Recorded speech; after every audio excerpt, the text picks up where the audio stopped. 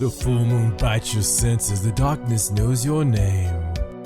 It whispers lies into the wind to convince them you're insane. Your friends ask friends, where you been? Yet it seems no one knows. The color black paints your lips and dominates all your clothes. Your walls adorned with Ouija boards, your bookcase may catch fire. From magic books and murder crooks, this fascination never tires. 'Cause somewhere not so long ago you woke and found the weird. Conspiracies and aliens, ancient demons, cults of fear. It's all more real than so-called news, it's everywhere you go. Thank God that John and Stacey welcomed you into the show. Welcome to the Paranormal Sideshow with your hosts, authors of Till Death and Beyond, John and Stacey Edwards of ParanormalSideshow.com. Hello and welcome to the Paranormal Sideshow. I'm your host, John Edwards, and joined as always by my lovely wife, Stacey. Hello. And it's a sad, sad day. Is it? It's the last day of my vacation. Oh, yes, that is a sad day. It is, because I had a wonderful time. Oh, so much fun. It was a good time. Mm-hmm. A good time was had by all, except for the jellyfish. This is true. I tend to find out that on our vacation that it seems that jellyfish have a mating season, and we stumbled on it. Yes, we did. Well, into the middle. Thank God we didn't stumble on it. But it was really close. It was. You should have seen me saving them babies. I was just like, whoa, no, Kyler, pull back. And of course, they have a new appreciation for jellyfish. They do. As do we, because they were buried all over the place. But other than that, it was a rap-roaring time. It was fun. I meant to say rip-roaring, but we'll go with it. Okay. It was a rap-roaring time.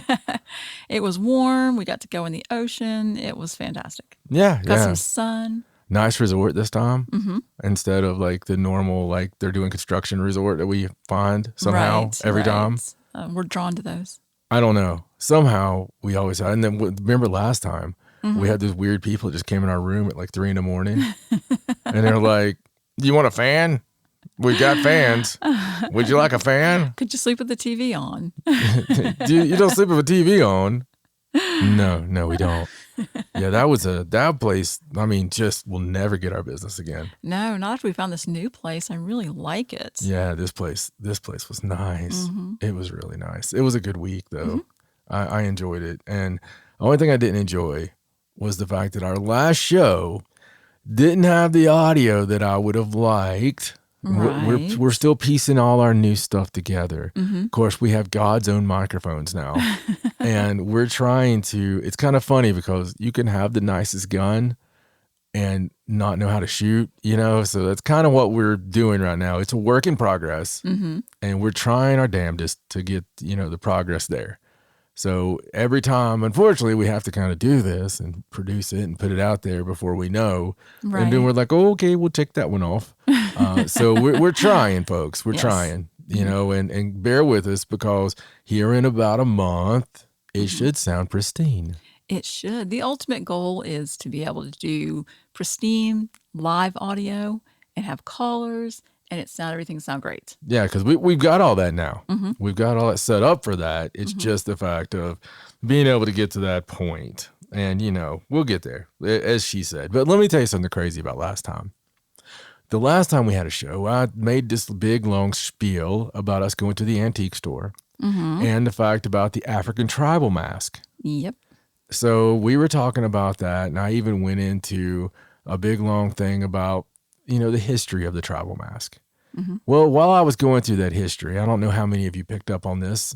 Some of our patrons did. And by the way, speaking of patrons, while I'm in the middle of the story, okay, I want to give a shout out to Bev H. Yes. So that's not a full name. That's a first, abbreviated name and then a last letter there. So Bev H is a cool name. Like, yes. But hey, Bev. Appreciate it. Appreciate your support. Yes, thank you for becoming a patron. And every little bit helps Stacey learn a little bit more about this board. So we are trying our best and really appreciate all of you. Thank you so much. And keep spreading that word. But okay, back to Africa. Yes. So I think this was what you're talking about. It was during when we were telling our story about being in the antique store. Because I was complaining about not being able to buy those, and Okay. they were on sale and all that. All right. I know it's a little bit over 20 minutes in. Yeah, it was right before you went into your it was about 22 minutes in, somewhere around there. history. So when I'm talking about this, okay, you got to understand, we have complete, as quiet as possible conditions. Okay. There might be some noise every now and then. Not that kind of noise, like maybe a train, something we can't, and we usually stop for that. Right. So we have pretty controlled conditions, almost like we're doing an EVP session. If we have something happen, we'll probably do it again. And we've done this for so long. And the fact we don't go live, we will, if I spill a drink, I'll just repeat what I was just saying again. And we don't even have to talk about it. We know what's happening. We know she's going to edit that. So Stacey went through the editing. She didn't find anything. I'm listening back, and I'm not having a very good time because I don't like it when the sound isn't loud enough or something like that. I'm a perfectionist. So I'm listening back to it, though, as I do every single time. And when we're talking about that, I'm like, holy cow, what was that? I actually heard tribal drums. Tribal drums. And I can't explain it any other way. It's when we're talking about the mask. It sounded like we were sitting around a campfire watching a traditional dance, like maybe we just got welcomed into the tribe and they're having that first celebration night where they welcome everybody there and paint their faces and everything. Everybody's seen that stuff, do the right? dance. Yeah, and they do the dance, and we're trying to figure out which one we're going to sleep with and all this stuff. At that point, there's just no other way to describe what we heard. And we went back and listened to it many times. In fact, we were going to make a short video, and we're still planning on it, about going back, doing a little investigation into these masks. Right. See what we can find out about them. You never know if these things are legitimate or not. They had a certificate of legitimacy attached to them, talking about their story a little bit. I don't think they would have went out of their way to put that there, right, if they were not legitimate. But still yet, I would like to find out more about them. And at this point, I believe I'm just going to ask the nice ladies at the antique store about the antiques. And I don't want to buy them just simply because of the fact that I got a very bad vibe off of it. And that was what the whole story was about to start with. Well, clearly they affected us even without buying them. Yeah. Because we had the strange EVP. Yeah. So, it's kind of like we're at that point right now. Did we get that EVP because we're supposed to buy these? Or did we get that EVP to warn us away from it? Right. So anybody have any suggestions in that, or any feelings? Right. Or comments appreciated. Yeah. Any dreams about this? Let us know. Get a hold of us, please. And by the way, again, because of the microphones we are currently using, where we changed up all our equipment, we are using the best of the best of the best on everything. We're going to have more EVPs. We had one earlier doing a test session. So, these are the SM7Bs, which, for most of your good podcasters use these microphones from sure. But with the other stuff we're using too, and we got our new Mac and all that stuff, we're picking up a lot. Right. And we know our house is very active. So anything you might pick up as far as EVPs, just drop us a line, do it, on the facebook.com/paranormal sideshow. Or you can send it something to paranormalsideshow.com and just use the email. Let us know the timestamp that we need to listen to. Maybe what we'll start doing is making a little section every week where we, say, well, Michael S. said he heard this, and we'll listen to it and have a group discussion on it. Something else, though, just to go right past that, because there's a lot more to come on that. Okay. Something else cool that's coming down the line very quickly. Okay. Is we have the new website that's going to be launching, and that's paranormalsideshow.com. Same thing. You're not going to have to learn a new website or anything, but it's from scratch what's happening. And Stacey and her news will be coming daily on this site, and we'll be able to share from the site. So our news stories will be coming in abundance, and throughout the week.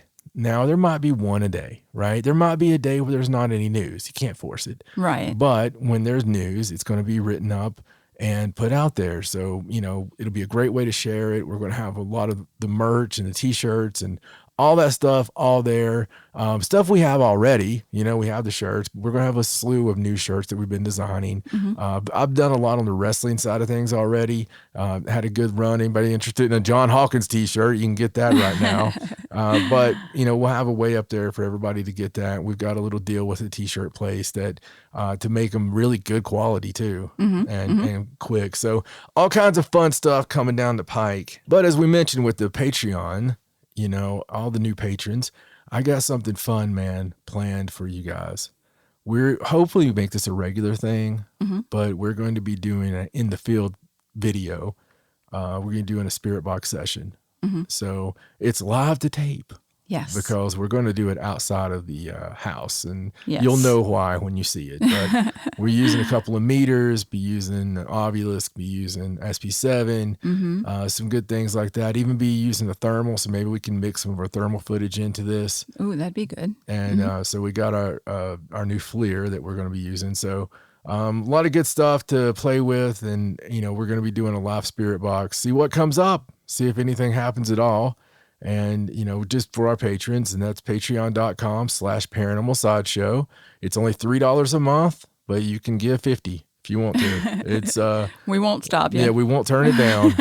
It's all up to you guys, whatever you want to do. And, we're trying to add more and more content. That's one of the reasons for upgrading all this. So it's sort of a point and shoot. You know what I mean? We can sit down whenever we want and go with little tidbits and little quips here and there with this thing set up perfectly with the sound. So good stuff coming around, and we can't wait to bring it all to you. Now, speaking of cool. Okay. Because I was speaking of cool. We just passed a sad anniversary. Oh. Yeah, April 10th, which has been about a week now, right? Right. Or a little bit longer. But we missed it. So in 1912, it was when the Titanic departed Southampton, England for her maiden voyage to New York. Right. And how did that go? Well, it didn't go too well, Stacey. It didn't go too well. She did never reach her destination. I see. She was deemed unsinkable, but she happened to hit that unsinkable iceberg, right? So the iceberg won. And a few days later, plunged to the bottom of the Atlantic in less than, 3 hours, actually, with approximately 2/3 of her estimated 2,224 passengers and crew still aboard. Wow. So everybody knows the story. Right. But what they might not know, some people might know this, but something really, really cool. And I thought I'd share this just from the real weirdness of it. 14 years prior to the Titanic sinking, there was something that foreshadowed the actual event with an uncanny accuracy. American-born Morgan Andrew Robertson first went to sea as a cabin boy at the age of 5. After a career at sea that lasted over 30 years, he turned his attention elsewhere, first to jewelry making, then to writing. Drawing upon his maritime experiences, he penned adventure stories set at sea, which were published by popular magazines of the day, including McClure's and the Saturday Evening Post. In 1898, he published a short novel titled Futility. It told about an enormous British passenger liner that sank in April in the North Atlantic, while loaded with rich and famous socialites, many of whom perished due to a scarcity of lifeboats. And do you know what the name of the ship was? What's that? Titan. Oh, my. That's creepy. There were other similarities between Robertson's fictional account and the actual events. Both the Titan and the Titanic had 4 smokestacks. Wow. Both ships were driven by triple screws, propellers. Both ships were considered unsinkable. Both were the largest ships of their day. Titan was 800 feet long and 70,000 tons. Titanic was 882 feet long and 52,000 tons. Wow. Titan's top speed, 24 to 25 knots. Titanic's top speed, 21 to 23 knots.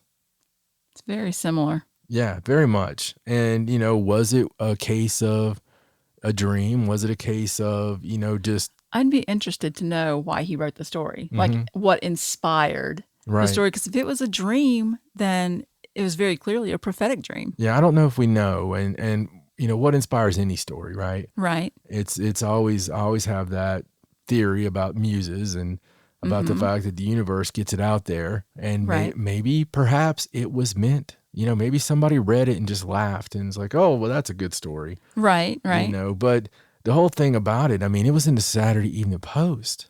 Mm. That was widely read. This is in the days before television, in the days before radio, in the days before many, many things. So, what did they have? They had newspapers and they had magazines. Mm-hmm. So that's what their entertainment was, and I'm sure that especially socialites, that a good portion of them had read that. Oh, I'm sure. And that's got to be weird. Yeah. You would think, I guess you wouldn't think of that though when you're getting ready to go on a ship called the Titanic. I mean, would you go, hey, I read this story once? I would. Because it would, if it was something that was that similar. Yeah, I would be weirded out. It would have scared me. Yeah, I probably wouldn't have gone. And there's a lot of stories that have happened, that are very similar. They come out years later and you're like, wow, that's way too close for comfort. Mm-hmm. But I thought you would appreciate that one. That's really cool. I didn't want to let the anniversary go by without pointing out that coincidence. Yes, because we believe so much Right. much in coincidences, right? Right. All right, I'm going to move from cool to weird. Okay. And I want to talk about something that's very weird. Okay. The moon. Ooh, the moon is weird. The moon is very weird. Mm-hmm.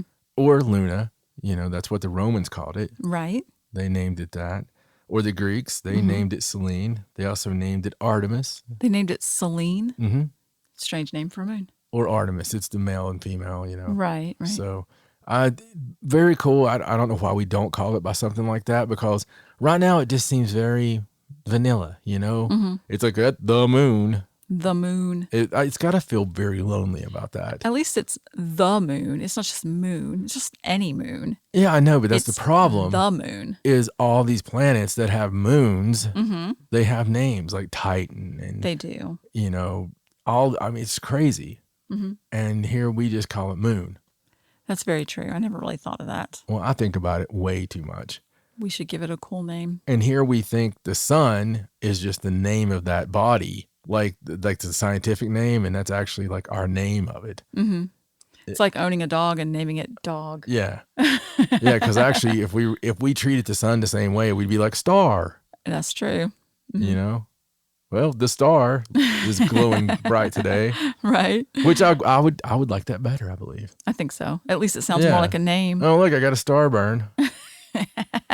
Looks like you got a little star at the beach this week. Yeah, I did, on my face and my shoulders. Yeah. That's pretty cool. You just want to start doing that? Yes, I think we should just start calling it Star. We're star worshipers. Mm-hmm. Yeah. Pretty cool stuff. Mm-hmm. I don't know. I'd like to make you think. So, speaking of the moon being weird, there's a lot of things about it that just don't make sense. Or it makes perfect sense, which makes no sense. Right. Such as how big it is. Mm-hmm. Now, the moon, our moon, is not the largest moon out there, but when you're comparing it to the size of our planet, it's huge. Mm-hmm. Okay? It's 1/4 the size of the Earth. And its placement is also very, very peculiar. Mm-hmm. Coincidental, if you might think. There's that word again. When an eclipse happens, it blocks out the entire sun. Not too much, not too little. No, it blocks it out. It's just perfect. Perfectly. It's the perfect amount away from us to be able to do that. And, the size of it just fits just right.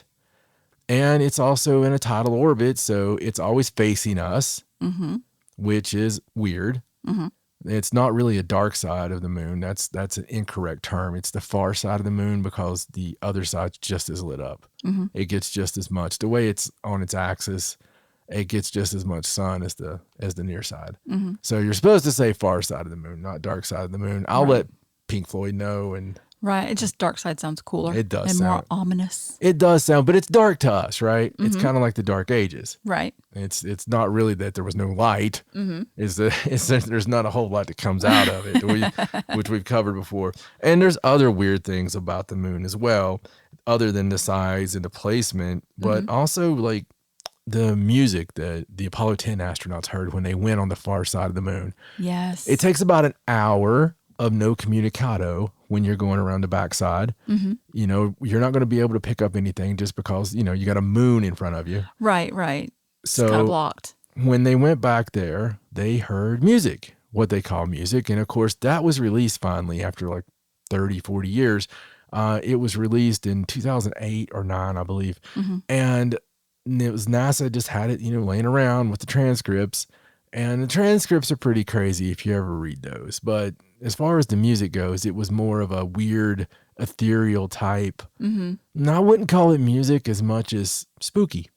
Right. It was like a ghost. It was like, Yeah. woo, you know. Sort of like what you'd hear if you were listening to whales singing underwater, maybe. Maybe if you were listening to whales humping or something. That was kind of what it was. Woo, woo, woo, you know, very strange. Mm-hmm. But also, what about something more recent, like the big metal anomaly they found that was jammed up the moon's butt? Mm-hmm. You know, that was hard for the moon to explain. Right. It's like, moon, how did this happen? Call me by my name. I mean, I'm sure you just slipped and fell on it.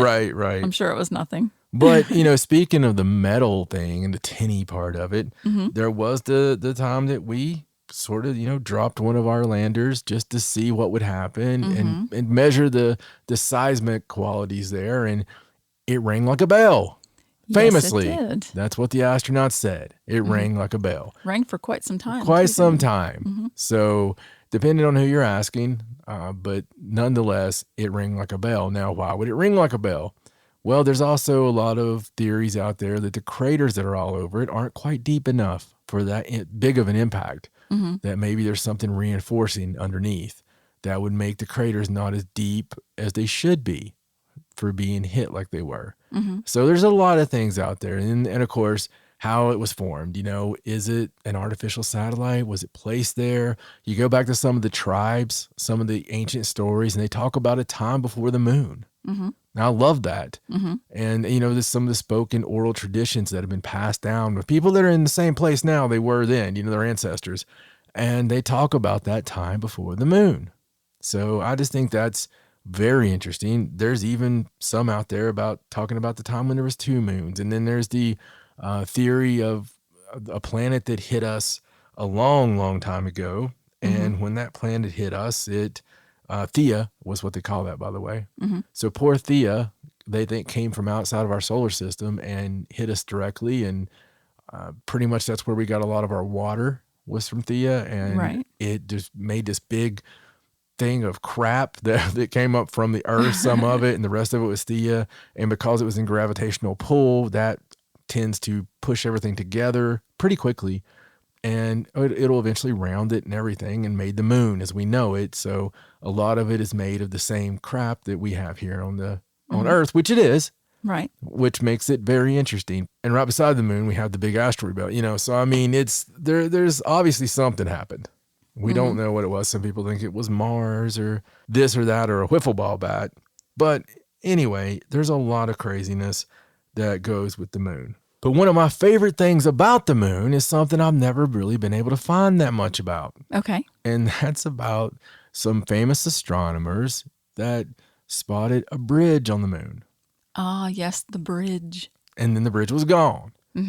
And people kind of scoffed. Oh, you didn't see no bridge.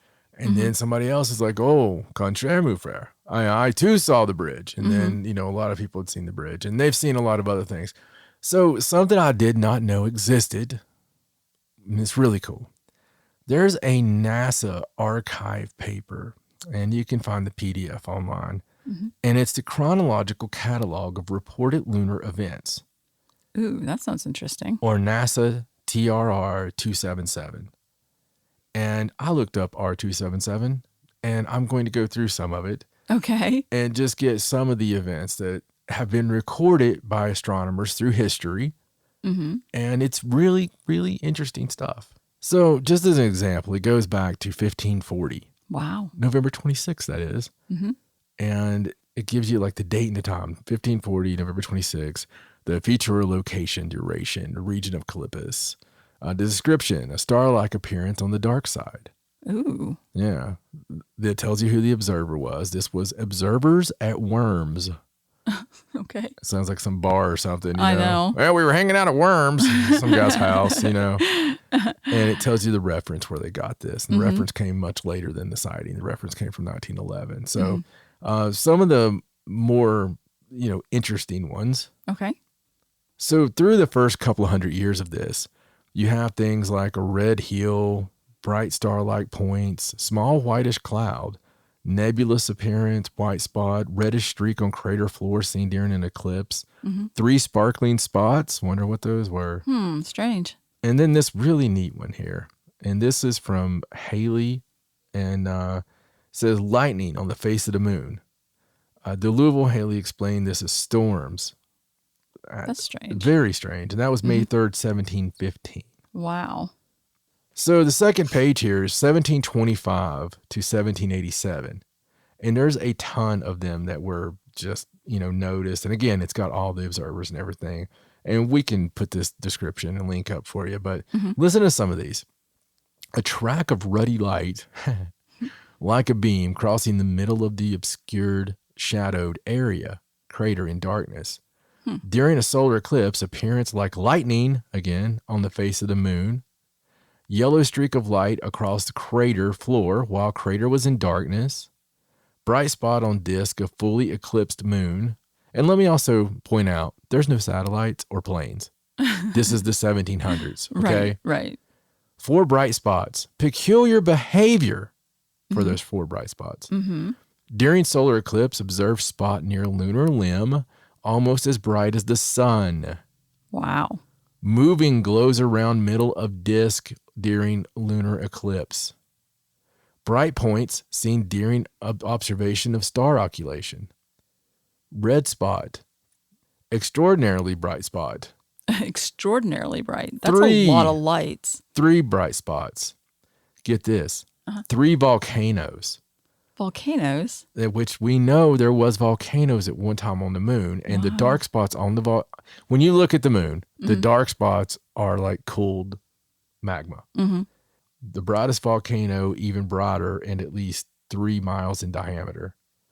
Extraordinarily bright. And that was in the course of like 60 years. Right. So let's see. We go next 1787 to 1789. A lot of stuff in the 1700s here.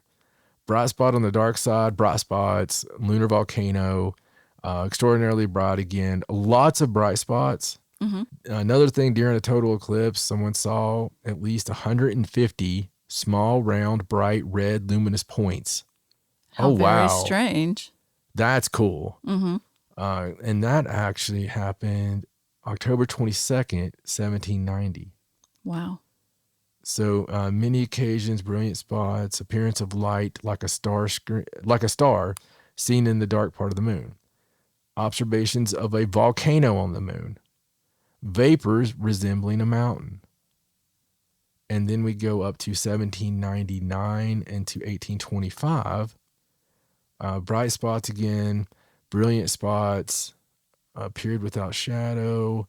Let's see, lunar volcano, volcanoes on the moon, several occasions, another volcano, blinking light, mingling of all kinds of colors in small spots, bright area, bright flock in southeast part of crater, periodic illumination.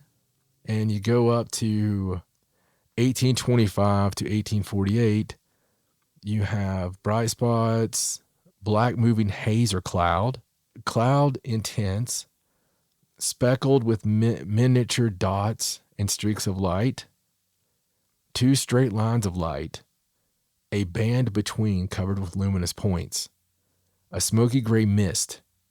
During solar eclipse, moon's disk occasionally crossed by bright streaks. That's strange. Saw an unusually bright spot that glowed like a fixed star.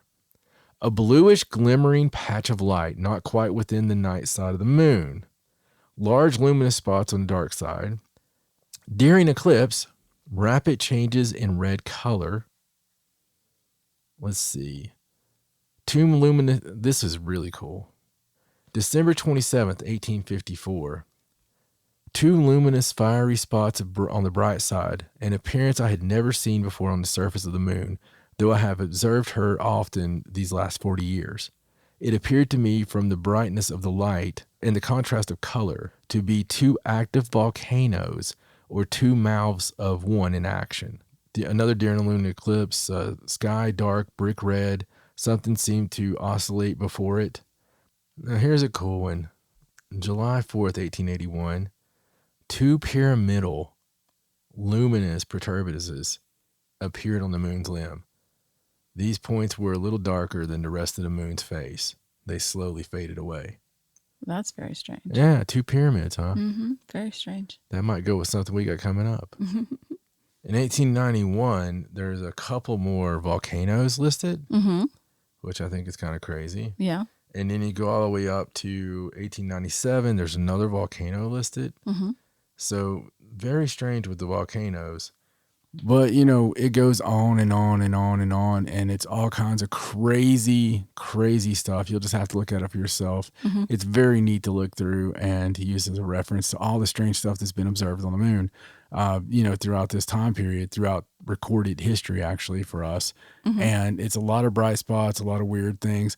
But out of everything that's on there, you know what's really strange that's omitted, Stacey? What's that? Well, you know, you looked it up. The bridge. Yeah, 1953 in July. And they said they saw, it was more than one astronomer saw this bridge, this natural, or what they said was artificial looking bridge. Yeah. And I think eventually it was said that it was some sort of trick of the light, you know, trying to say that it wasn't really there.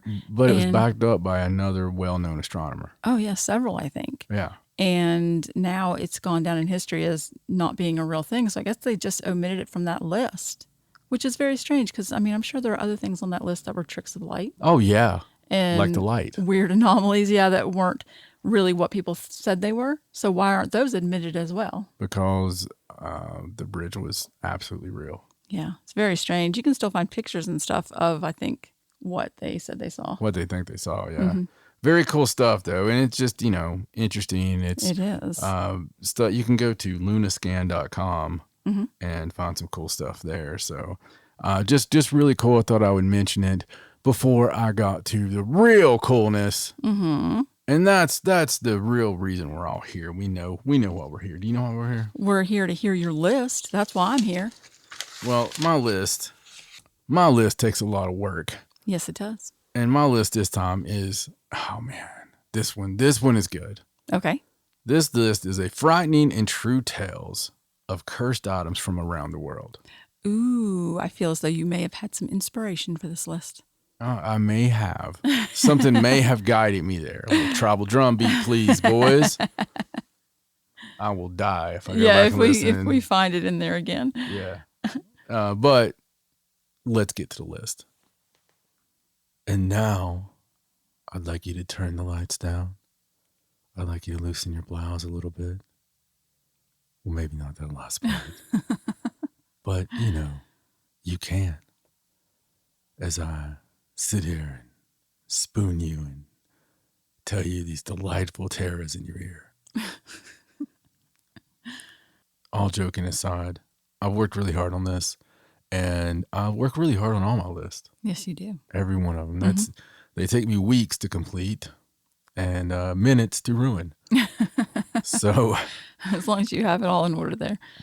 This again is John's frightening and true tales of cursed items from around the world. I'm going to start out with the Deli purple sapphire. Ooh. Or something you might like. It's the cursed amethyst. Ooh, that sounds interesting. The mysterious story of the Deli purple sapphire was unknown until fairly recently when a young curator at London's Natural History Museum found a letter stored with the gemstone. The gem, set in quite an unattractive silver ring, was not remarkable, but the strange letter began to unravel the dark tale of the stone. The history of the Deli purple sapphire traces back to the 19th century, when India was thrown into turmoil because of the uprising against the British. It brought chaos and destruction to the country, but the revolt was eventually suppressed by the British Army, although in the end, it forced the British to change their attitude toward the traditions and customs of other countries. During this period, they have looted India's temples and palaces to take treasures. One of the looted temples was the Temple of Indra in Kanpur, the Hindu god of war and weather. In 1857, a Bengal cavalryman, Colonel W. Ferris, took what he thought to be a purple sapphire from the temple before he left India and returned home to his family. As soon as Colonel W. Ferris returned to England, he began to suffer many financial and health misfortunes, which led his family to ruin. At first, he blamed himself for the failures, but when every member of the family suffered illnesses, his thoughts turned to the gemstone. His fears were confirmed when a friend of the family inexplicably committed suicide after borrowing the stone. In 1890, the gem had come into the possession of one of the most respected scholars at the time, Edward Heron Allen. Heron Allen was a writer and scientist, and certainly not a man who would believe in a mystery. Soon after taking the gem from Ferris's son, the rational scientist began to attribute a series of misfortunes to the curse of the stone. Heron Allen was sure that Deli purple sapphire is accursed and was stained with the blood and the dishonor of everyone who had ever owned it. To neutralize the power of the curse, Heron Allen had the gem set in a silver ring fashioned as a double-headed snake. He also attached 2 amethyst scarab beetles and inscribed the ring with astrological and alchemical signs. In the years that followed, the gemstone seemed to have calmed down. The only sign of the curse was the ghost of a Hindu yogi that hunted Heron Allen desperately, searching for the gem. In 1902, the scientist even agreed to lend the Deli purple sapphire to a friend who almost immediately was struck with misfortunes. Desperate, Heron Allen threw the stone into Regent's Canal, thinking that he got rid of the curse.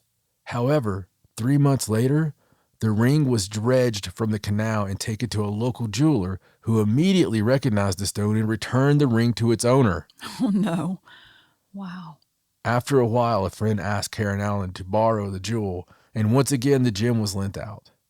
The recipient was a singer who lost her voice after wearing the cursed gemstone. Fearing the gem would influence his newborn daughter, the scientist locked the Deli purple sapphire to 7 boxes filled with good luck charms and deposited it in a safe of his bank with instructions for it not to be opened for 33 years after his death.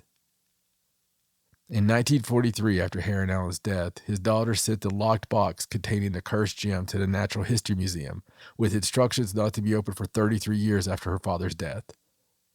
There it stayed until 1972, when a young, curious curator uncovered the box and found the gem and a strange letter enclosed. The letter written by the scientist told the sinister story behind the gem and warned the future possessor about possible misfortunes. To whomever shall be the future possessor of this amethyst, these lines are addressed in mourning before he or she shall assume the responsibility of owning it. The stone is trebly cursed and is stained with blood and dishonor of everyone who has ever owned it. It was looted from the treasure of the temple of the god Indra at Kanpur during the Indian Mutiny of 1855. It brought to this country by Colonel W. Ferris of Bengal Cavalry. From the day he possessed it, he was unfortunate and lost both health and money. His son, who had it after his death, suffered the most persistent ill fortune, till I accepted the stone from him in 1890. He had given it once to a friend, but the friend shortly afterwards committed suicide and left it back to him by will. From the moment I had it, misfortunes attacked me until I had it bound with a double-headed snake that had been a finger ring of Hayden the astrologer, looped with zodiacal plaques and neutralized between Hayden's magic tau and 2 amethyst scarab of Queen Hattusili's period. Brought from Der El Bahari, it remained thus quietly until 1902, though not only I but my wife, Professor Ross, W.H. Ryder, and Mrs. Hayden frequently saw in my library the Hindu yogi who haunts the stone, trying to get it back. He sits on his heels in a corner of the room, digging in the floor with his hands as if searching for it. In 1902, under protest, I gave it to a friend who was thereupon overwhelmed with every possible disaster. On my return from Egypt in 1903, I found she had returned it to me. And after another great misfortune had fallen on me, I threw it into Regent's Canal. 3 months afterwards, it was brought back to me by a warder, St. Diller, who had bought it from a dredger. Then I gave it to a friend who was a singer, at her earnest wish. The next time she tried to sing, her voice was dead, and she never sung again. I feel that it is exerting a baleful influence over my newborn daughter. So I'm now packing it within 7 boxes and depositing it at my banker's, with directions that it is not to see the light again until I have been dead 33 years. Whomever shall open it shall first read this warning, then do so as he pleases with the jewel. My advice to him or her is to cast it into the sea. I am forbidden by Rosicrucian oath to do this, or I would have done it long ago. Signed, Edward Heron Allen, October 1904. Nowadays, the purple Deli sapphire, which is in fact an amethyst, resides at the Natural History Museum and is often on public display. Although the museum itself is on the belief that Heron Allen manufactured much of the story, rumor still abounds that the gem has an evil influence on those close to it, and the curse will only be over when it's returned to the place that it truly belongs. Wow. That's a crazy story. I had not heard that one. Yeah, I thought you would like that. Mm-hmm. Pretty crazy. I mean, Kind of want to go see it. do you? Yeah. Not touch it or do anything. you want me to own it and put it next to the African tribal Just mask? want to see it. Right. No, we don't own those. Yeah. I thought it was cool, all the stuff he put it in. Mm-hmm. To be, a skeptic and all. Like out of Scientist. out of everybody, he was the one that's like, well, let me get the double-headed snake and the astrological signs and the 7 boxes full of Lucky Charms. And... I think the craziest thing was the yogi in the corner digging. Yeah, they kind of glossed over that like that was no big deal. Oh yeah, there's this ghost digging in the corner of my library. I just picture this guy with his ribs sticking out, a little towel cover, like over in the corner. Like, right. I know it's somewhere. I would have taken that as a sign that it needed to go back to where it belonged. Do you think? Yeah, I think that's what I would have done with it. I would have sent it back. Well, speaking of sending it back, my next one comes from Pompeii. Uh-oh. And we covered this story not all so long ago. We'll call it Please Take It Back. Okay. A Canadian woman who stole artifacts from Pompeii 15 years ago has now returned them, claiming that they brought nothing but bad luck to her family. The 36-year-old woman, who gave her first name of Nicole, sent a handwritten confession and apology along with the stolen objects, which include parts of an amphora vase, mosaic tiles, and shards of ceramics, to a travel agent in southern Italy, who then passed them along to officials. I was young and dumb, Nicole wrote in the letter, which was first published in the Italian newspaper. I wanted to have a piece of history that couldn't be bought. I never realized or thought about what I was actually taking. I took a piece of history captured in time that has so much negative energy attached to it. She goes on to explain that she associates her youthful indiscretion with a long run of bad luck, including 2 bouts of breast cancer, a double mastectomy, and ongoing financial issues. We're good people, and I don't want to pass this curse to my family or my children, the letter concludes. Please take them back. Pompeii's own legacy of bad luck begins, of course, with the instantaneous obliteration amid Mount Vesuvius' eruption in 79 AD, which wiped out all inhabitants. Although for many years historians believed that the residents, were suffocated by volcanic ash, excavations revealed that collapsed buildings crushed most of the people. The residents of Pompeii lived opulent, pleasure-seeking lives, and the mystery of their untimely demise has incited some to wonder if sexual, let's just say, that their lifestyle may have angered the gods or something. Oh, I see. Nicole is not the first visitor to return objects to Pompeii that had negative energy. In 2015, a rash of guilt-ridden tourists sent back stones and other ceramic pieces, citing a curse that traced back to visiting the ancient ruins. A Canadian couple also returned tokens they swiped from the site. "We are sorry," Nicole ended her confession. "Please forgive us for making this terrible choice. May their souls rest in peace." And that is just from October of 2020. Yes, I remember that story. Crazy. People will never learn. No, they will not. I call this next one the Desolation of Smog. You'll find out why. The Croesus treasure, a collection of artifacts from the time of King Croesus' rule of the Lydian kingdom between 560 and 547 BC, has a turbulent history since its discovery back in the 60s, causing many to believe that the treasure, also known as the Lydian hoard, is cursed. It was smuggled from its home in Turkey, displayed at the Metropolitan Museum of Art in New York, and then taken back to Turkey following a legal battle. The cursed treasure is now the subject of yet another dispute with the Ufo Archaeological Museum, where the artifacts are on display, and the Ministry of Culture and Tourism in disagreement over the future site of where the artifacts should be exhibited. According to the official who requested to remain anonymous, the Ufo Archaeology Museum has had difficulty attracting visitors due to its location and the general lack of knowledge about the treasure. According to the ministry statistics, the number of visitors increased from around 4,595 to 11,096 when the treasure was returned to Turkey. The steady number of visitors today is worrisome for the ministry, which wants to relocate the artifacts to a more centrally situated museum with the hope that it will receive more attention. And listen, it actually, the curse dates back just to 1965, when it was discovered in a village of Győr, in the western province of Ufo by 5 villagers who dug up the tumulus of a princess from Lydian times and stole the jewelry that had been buried with her. Villagers robbed the rest of the treasures in 1966 and took 150 artifacts consisting of gold jewelry and silver pots, followed by the final theft that took place in 1968, where the fortune seekers could not find jewelry but wall paintings. The villagers illegally sold the Lydian artifacts to a smuggler, but instead of getting rich and living a happy life, they came across many misfortunes, leading villagers in the area to believe the treasure was cursed. The villagers were captured by police after one of them reported the theft and smuggling of the artifacts to police following a quarrel over how to divide the profit, because there's that one Johnson. Right. Johnson!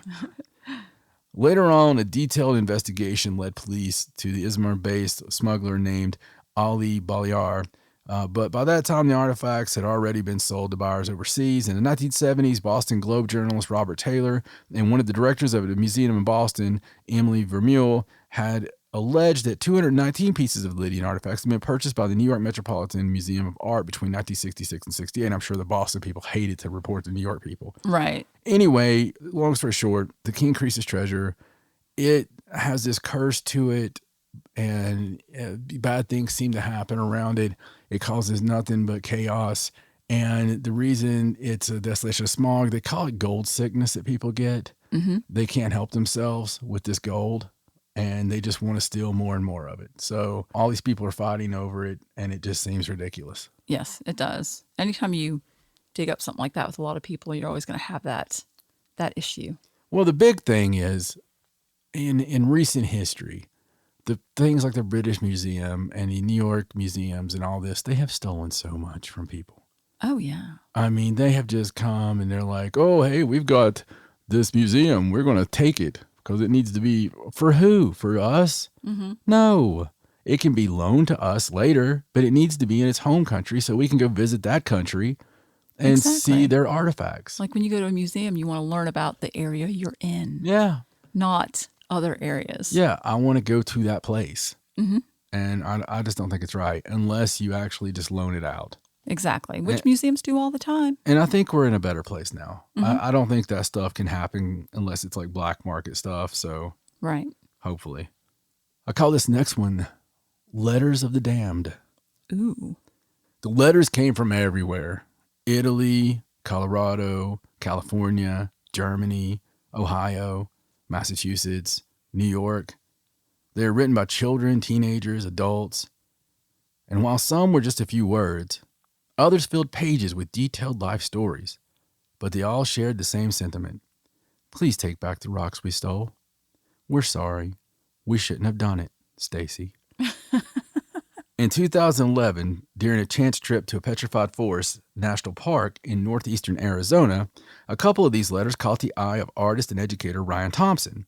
At the time, the Rainbow Forest Museum included a small exhibit of correspondence sent to the park by people who'd taken petrified wood during their visit, and later felt guilty enough to return it.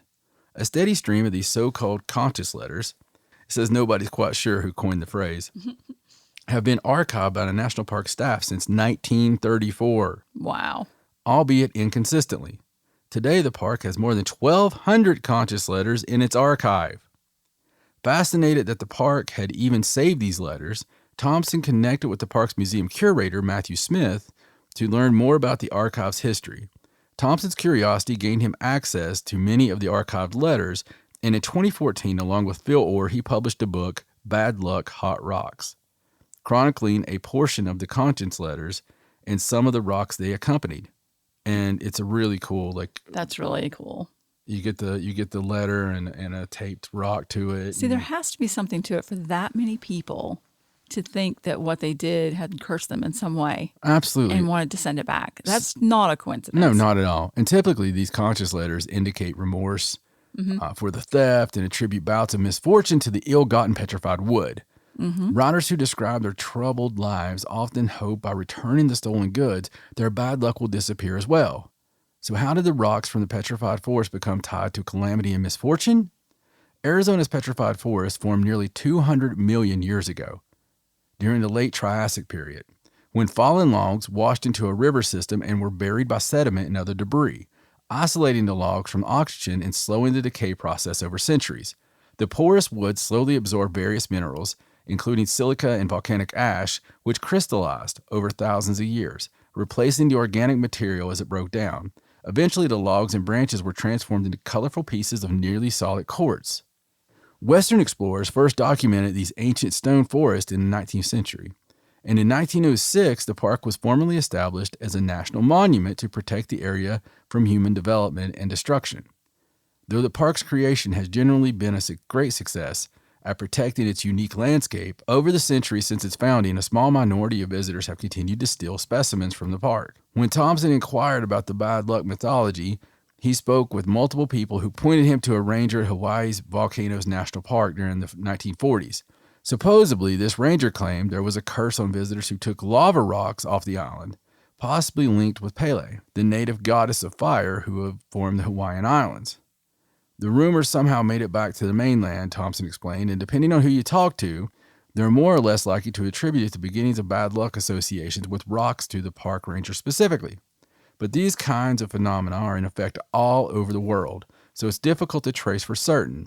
Regardless of how the rumor of a curse got started, during the 20th century, the staff of the Petrified Forest National Park accidentally fueled visitors' perceptions of a curse. At the museum, they had a small display of letters that had been sent over the decades talking about the bad luck. Of course, the park wasn't necessarily saying this is true or that there's some kind of curse, but inadvertently, by showing these letters, they were reinforcing the belief. Right. And anyway, it's pretty crazy. Yes. And I believe it. Oh, I do. Absolutely. There's a lot of places like that. I think any place that's got any kind of pain or history or anything like that, it's just not respecting the place. Right. And when you have 200 million years of respect, you better respect their authority. Just saying. I call this next one the real Christine, just for you. Oh, good. It's one that's been around for decades and still continues to shock and fascinate in equal measure. The Golden Eagle, a.k.a. the most evil car in America, which is responsible for the death of at least 14 people.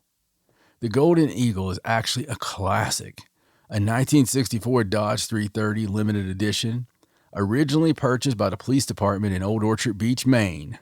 Oh, wow. Yeah. In Maine. Our favorite place. Yes. With the purpose of being used as a patrol car. Legend has it that for whatever reason, the car turned murderous almost immediately, because all 3 cops who drove it on the job ended up dead. In addition to being cursed and evil, the car was also quite a mastermind, because it went to great lengths to throw people off its trace. Not one of the officers died inside. In fact, they died in murder-suicides at their respective homes. Oh my, all of them? And they killed their families too. After this, the car came into the Allen family. Wendy Allen is still the owner of it, though she keeps it in hiding because she doesn't want religious groups targeting it again. While with the Allens, the Eagle was relatively peaceful, it would still open its doors while flying down the highway, but it never hurt any of the family members. However, it unleashed hell on anyone who dared as much touch it. Throughout the 80s and 90s, several deaths were linked to the Golden Eagle. One man was decapitated by an 18-wheeler.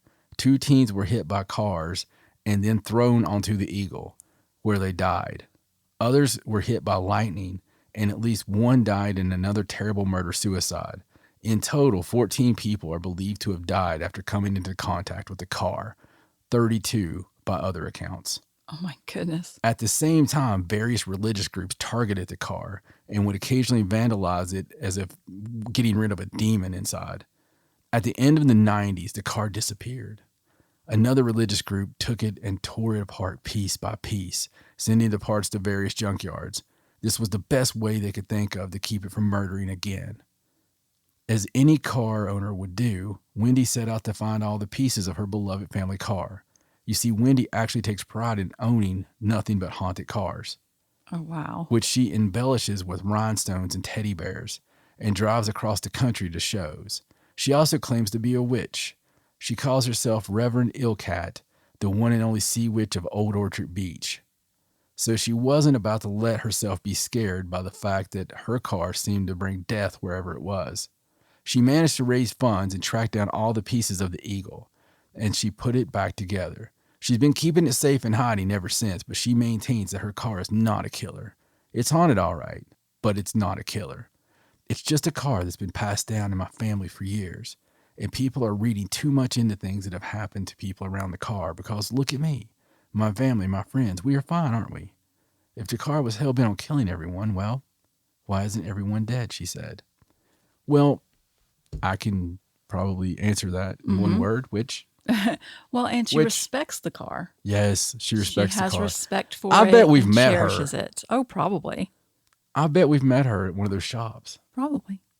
I mean, I didn't know when we were in Maine.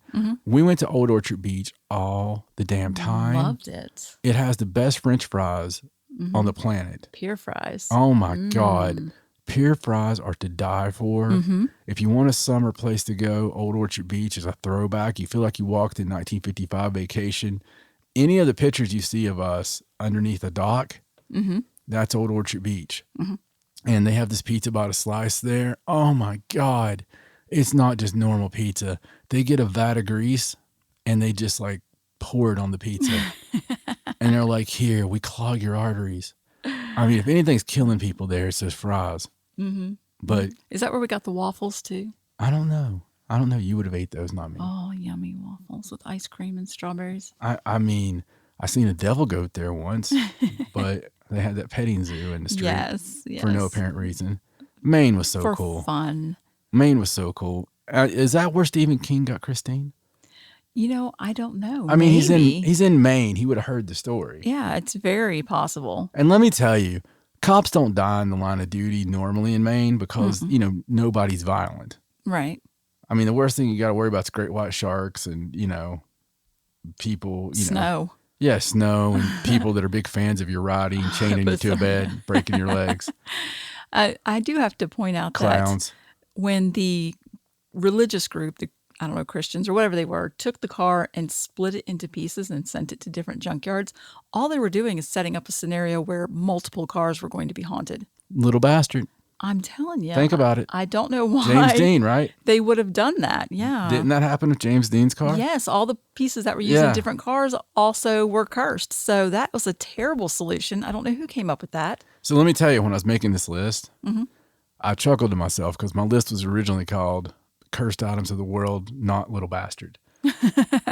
Because it makes every list. Right, right. And I didn't want to put it in there. It's kind of like the parrot sketch for me. Mm-hmm. You know how we have that one Monty Python live in where is it? Aspen. Mm-hmm. And it's like not including the parrot sketch. Right, because they always did that sketch. Yeah, because everybody wants the parrot sketch. That's their Right. free bird. Mm-hmm. You know, so it's just like, play Stairway to Heaven, go to hell, you That's know. not actually my favorite sketch. They have so many good ones. Yeah, it's not one of my top 10. No, me neither. It's because we're real fans. I guess so. What's your favorite sketch? I don't know. I think it's a toss-up between the flying lessons, and, the grand piano, Yeah. and the one with Eric Idle as Michelangelo painting the Last Supper painting, because that one's just hilarious. 3, Christ. Too fat was balance out the skinny one. No, my favorite is, since you ask. Mm-hmm. What's your favorite, John? Oh. I'm trying to think what the name of it is. It's basically the entire episode, the light entertainment. Oh, the light entertainment war. Oh, wow, with the banter. It's hard to pick a sketch from that. I know. Oh, and the Woody and the tinny words. Yeah, that's that same episode. It's all that episode. Oh, wow. That's the one where they're sitting in the meeting and someone keeps knocking on the door. Oh, and they're trying to come up with the name. They're repackaging the same shows.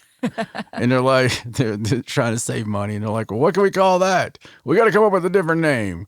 And he's like, I believe someone's knocking at the door, sir. Well, that's stupid. That's too long of a name. Nobody's going to watch that. And somebody keeps like,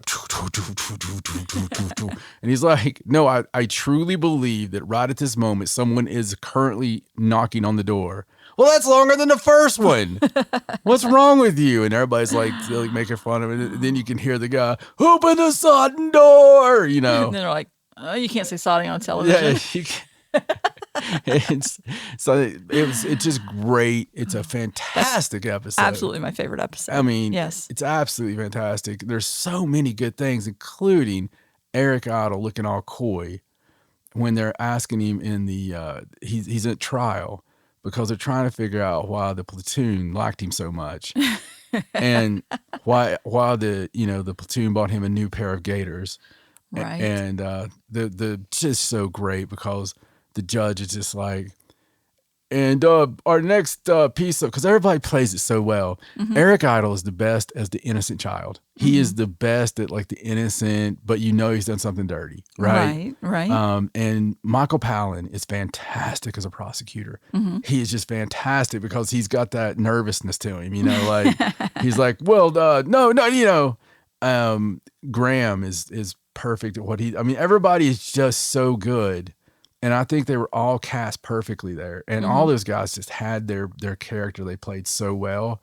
If you guys have not ever taken Monty Python for a ride, I am telling you, man, listen, you got to do yourself a favor and don't skip around. Mm-mm. It's all on Netflix right now, which I hate you for that because we used to have to go to the ends of the earth. I mean, we probably paid $200 to get all the DVDs originally, but we've wore it out for 30 years probably. Since we've been together. Mm-hmm. For over 20 years we've wore it out. Yes. But I'm telling you, man, you got to go out of your way. They're all on Netflix. Watch the original series. And then watch Live at Hollywood Bowl because then you'll know the sketches. Mm-hmm. And then watch the movies last because to me, the movies are probably the least funny of everything. Right. But you already love the guys. You know what I'm saying? It's kind of like after you love Motley Crue, it doesn't matter that Vince Neil sounds like he's having an aneurysm. It's the fact you're watching Vince Neil. What Vince Neil does matter. He sucks so bad. That sucks because one of my favorite albums of all time, Trivia Time, the first Motley Crue album ever, is one of my favorite. I think it's one of the greatest albums of all time from start to finish. Mm-hmm. But the rest of them kind of suck bananas. They're terrible. Guns N' Roses, on the other hand, they didn't make anything bad but the spaghetti incident, which was just like it should have never been made. But just covers and stuff. Axl Rose, those guys, they still rock. If you watch that last tour, they're fantastic. People can make fun of Axl looking like a red-beard pirate. I don't care. When the lights come on, he's Axl Rose, and he sounds like Axl Rose. He's got more range than most people, and Slash is amazing. The whole band is amazing, and the fact they're still alive, through some of the drugs. I mean, it's just a testament. Supernatural, right there. Yeah, it's a testament. I think someday we're going to find out that heroin actually prolongs. It's like a early mummification. It's like we're going to open up Duff McKagan's corpse in like 1,000 years. It'll be like, he's perfectly fine. Other than the fact that he's dead. We don't know. I believe he's still playing bass. I mean, Jesus Christ, look at Keith Richards. How old is Keith Richards? No idea. And they're probably going to release an album this year. You know what I mean? That's ridiculous. You talk about people that made a deal with the devil and never welched on it. Right. That's I'm not so sure that Mick Jagger is not the devil, He's just been around this. And he even told us in the song, been around long, Yeah. He's admitting it. Sympathy for the devil. He's like, sympathy for me, bitches. All right. We got off the list. I think we got off topic. We didn't get too far off topic, though. No. So next, I'm going to go to one word I hate. I hate this word because it's one of those tomato words, even though nobody says tomato. So I'm sure at some point. They don't say tomato in England? Tomatoes?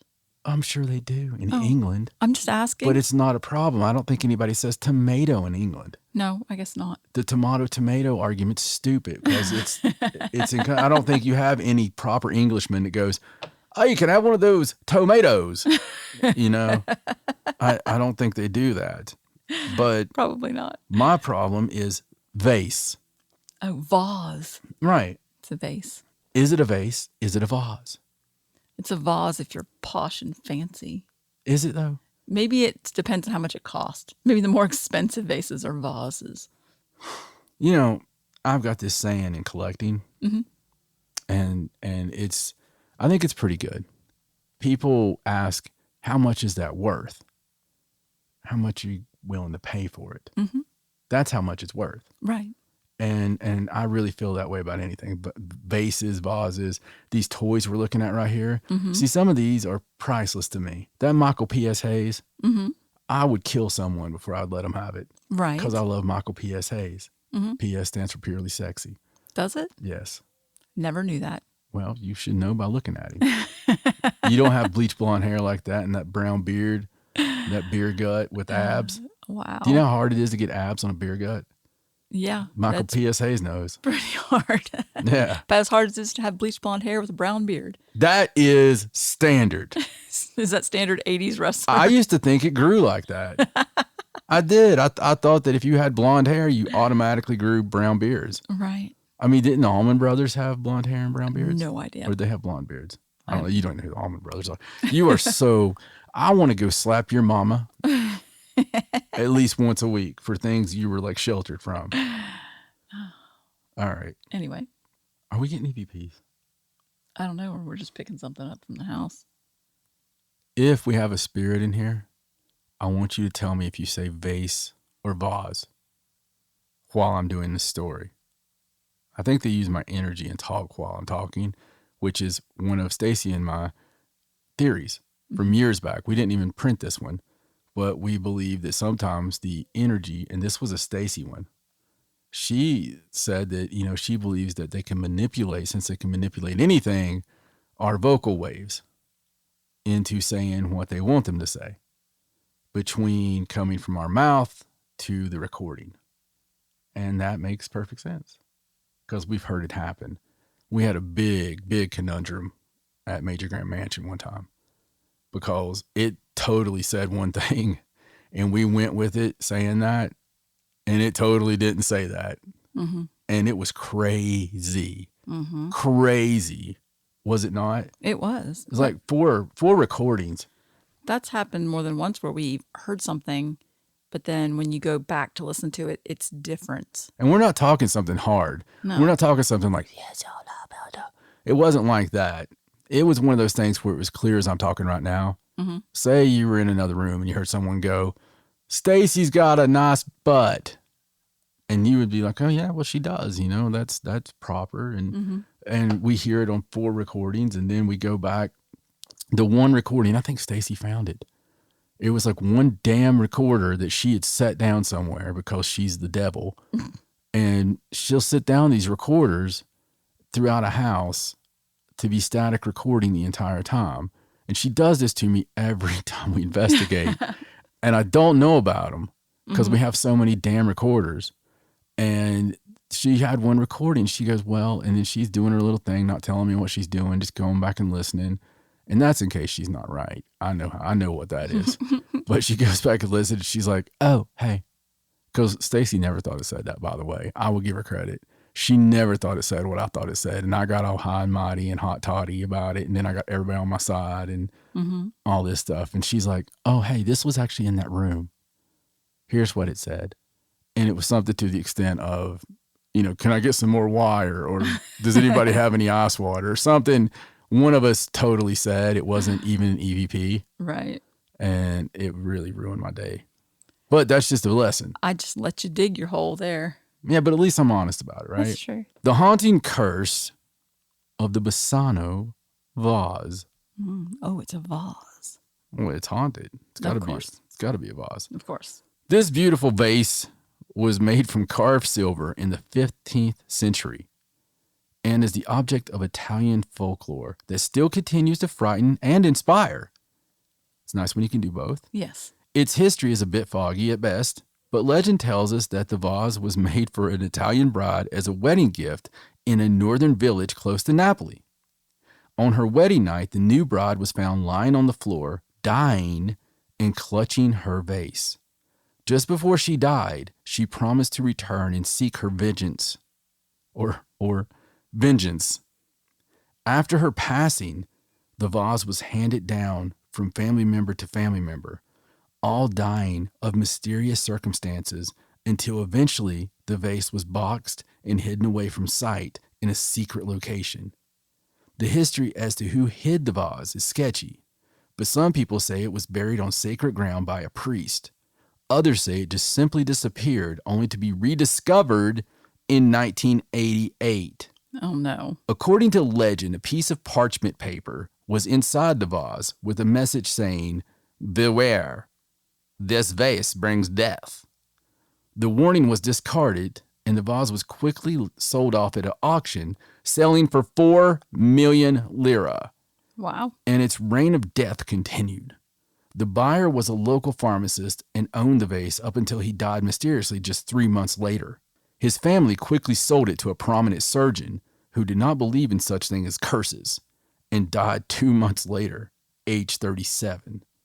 After a short amount of time, the vase was sold yet again to an archaeologist who purchased it for his own private collection and saw the vase as a true artifact of the High Renaissance. 3 months later, he died of an unknown infection. The family decided to sell the fancy vase, but it started to gain a reputation and was considered bad luck. They were unable to get back the 5 million lira he brought for it, but they still managed to sell it. This time, it took only 1 month before the curse of the Besano vase took the new owner's life. By this time, the townsfolk believed in the curse, including the remaining families, and tossed the vase out the window. In one last unearthly insult, the vase is said to have nearly hit a policeman on the head, who quickly offered him a fine for disorderly behavior. The owner of the haunted vase took the ticket but refused to take the vase back, wishing to be arrested instead. The police tried to give the vase to several museums, but they all refused to take it because of the curse. To date, several newspapers have reported that the local police had once again buried the vase in an undisclosed location, though some sources have claimed that it was put in a lead coffin and buried on the grounds of an ancient cemetery where no one will dig it up. Let's hope that's where it stays. Wow. That is quite the story. Isn't it? I mean, my goodness. Yes. I wonder how many family members have to die in one family before they decide to pass that thing on. I mean, that's insanity. Yes, I agree. This next one falls into something you love very much, my darling. Okay. Cursed books. Oh, I love cursed books. You like cursed anything, don't you? Well, I mean, Yes. You're with me. So this book is known as the Book of Soya. It's also known as Alderaya. Okay. And it's early 16th century treatise on demonology, written in Latin, something else you love. That's awesome. The author of this perplexing work remains unknown, but it is known that John Dee, a prominent English astronomer, mathematician, and occult philosopher who we're a big fan of, who worked as an advisor to Elizabeth I, acquired the book in the early 1580s and spent the rest of his life trying to decipher its secrets. Wow. Since the majority of the book is written in regular Latin, Dee was able to read it quite easily, and he quickly became immersed in paragraphs that describe conjurations, protection spells, confusing magical formulas, and hierarchies of angels and demons. However, the dedicated scholar was never able to decipher the final 36 pages of the book, which contained tables filled with random Latin letters. He realized that the tables contained some kind of a coded message, but he never managed to uncover its meaning, even though he employed some extreme and unorthodox methods. Namely, he and his close friend, Edward Kelly, a prominent English occultist and self-proclaimed spirit medium, are said to have summoned the Archangel Uriel and questioned him about the meaning of the final 36 pages of the book. Here's where it gets really interesting. Okay. The angel who spoke through Kelly's mouth claimed that the book came into existence when Adam entered paradise, and that it could only be properly interpreted by Archangel Michael himself. Also, the angel reportedly stated that the book was cursed. Anyone who deciphers the meaning of the coded tables would inevitably die 2.5 years later. Now, the book itself, after Dee's death in the late 1610s, its name appeared in a number of historical sources, but most historians and occultists feared that it was destroyed or lost forever. Surprisingly, in 1994, nearly 400 years after Dee's death, a copy of the book was found among heaps of other dusty ancient books in the British Library in London, the largest library in the world. The copy was uncovered by Deborah Harkness, an American historian, professor, and novelist who wrote a doctoral thesis on the life and works of John Dee. A few months later, she actually found another copy. The second one was shelved somewhere in Oxford University's library. As soon as it was announced that the Book of Soya was found, numerous cryptographers and lovers of the occult immediately tried to decipher the meaning of its final 36 pages. No one provided any plausible solution until 2006, when historian and cryptographer Jim Reeds, whose lifelong passion had been deciphering your favorite book, the Voynich manuscript, Of course. provided an algorithm for solving the encrypted tables and proved that they contain a list of astrological terms, magical incantations, and additional names of angels and demons. Contrary to the legend surrounding the mysterious book, Jim Reed is still alive after he managed to figure out the book's code. But there's a little bit more to that. So that's not the whole story, as I read deeper and deeper in other places.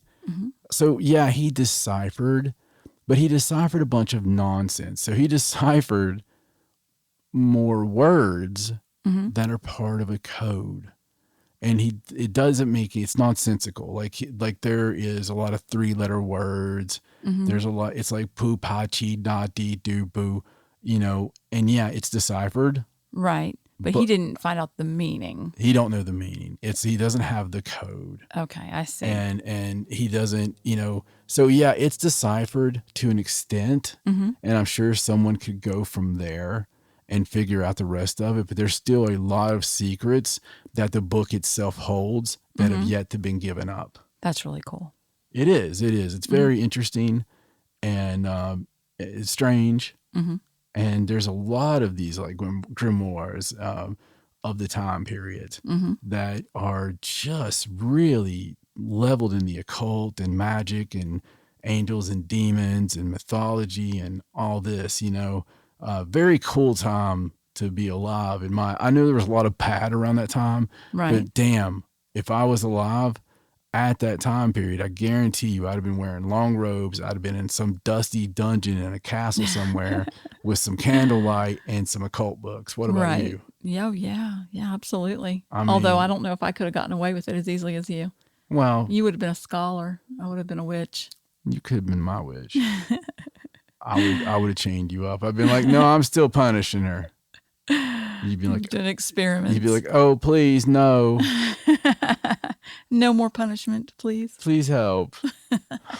But I just think that's a really cool one because it's not, the Book of Soya is not really one of those that's brought out in the forefront very much. No. Obviously, the Area 51 of books is the Voynich manuscript, right? I'm not incredibly surprised it was found in a library in London. Yeah, go figure. I could tell you where the completely decrypted one is. Oh, yeah, I'm sure I know where that is too. It's probably like holding up the fourth poster on the Pope's bed. It's propping the window open. Yeah, it's like, I think I got it right here somewhere, boys. Next on our list, I would like to give a little bit of love to Blucifer. Okay, who's Blucifer? Oh, Blucifer. You'll know all about Blucifer here in a moment. Okay. Because Blucifer is terrifying. The 32-foot sculpture of a seemingly bloodthirsty bronco is the work of artist Luis Jimenez, commissioned as public art for the airport of Denver Oh, yes. and of course. installed in 2008.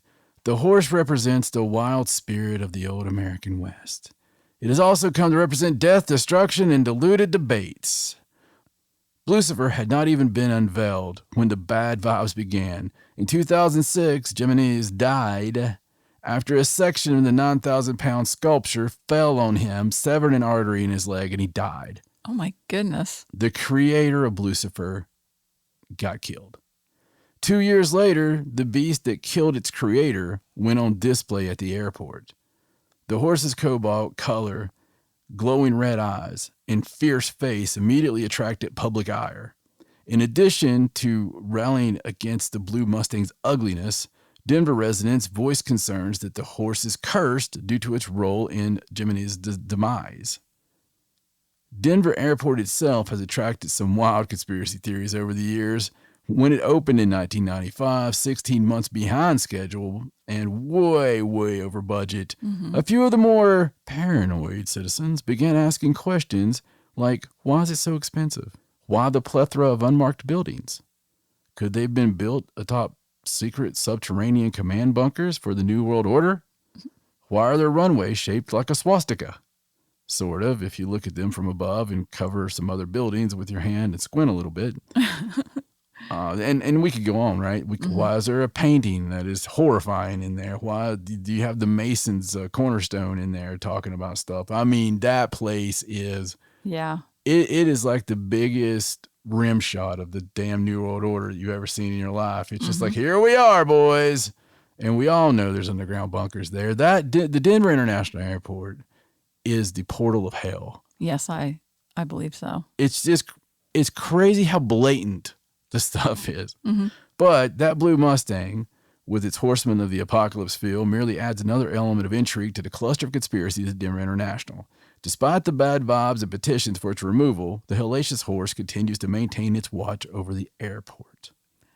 I'm curious who found that artist and then decided to take that piece of the sculpture and put it back together and still give it to the airport. I mean... Just seems odd. It's a terrifying looking statue. I've seen it. It is. I can't imagine, thinking that was a good idea. But, hey. Speaking of bad ideas, let's talk about a haunted doll. Okay. No, I didn't want to go with somebody like Robert. Right. He's pretty famous. I wanted to go with one that just scares me to look at. Okay. The Let Me Out doll. The what? Let Me Out.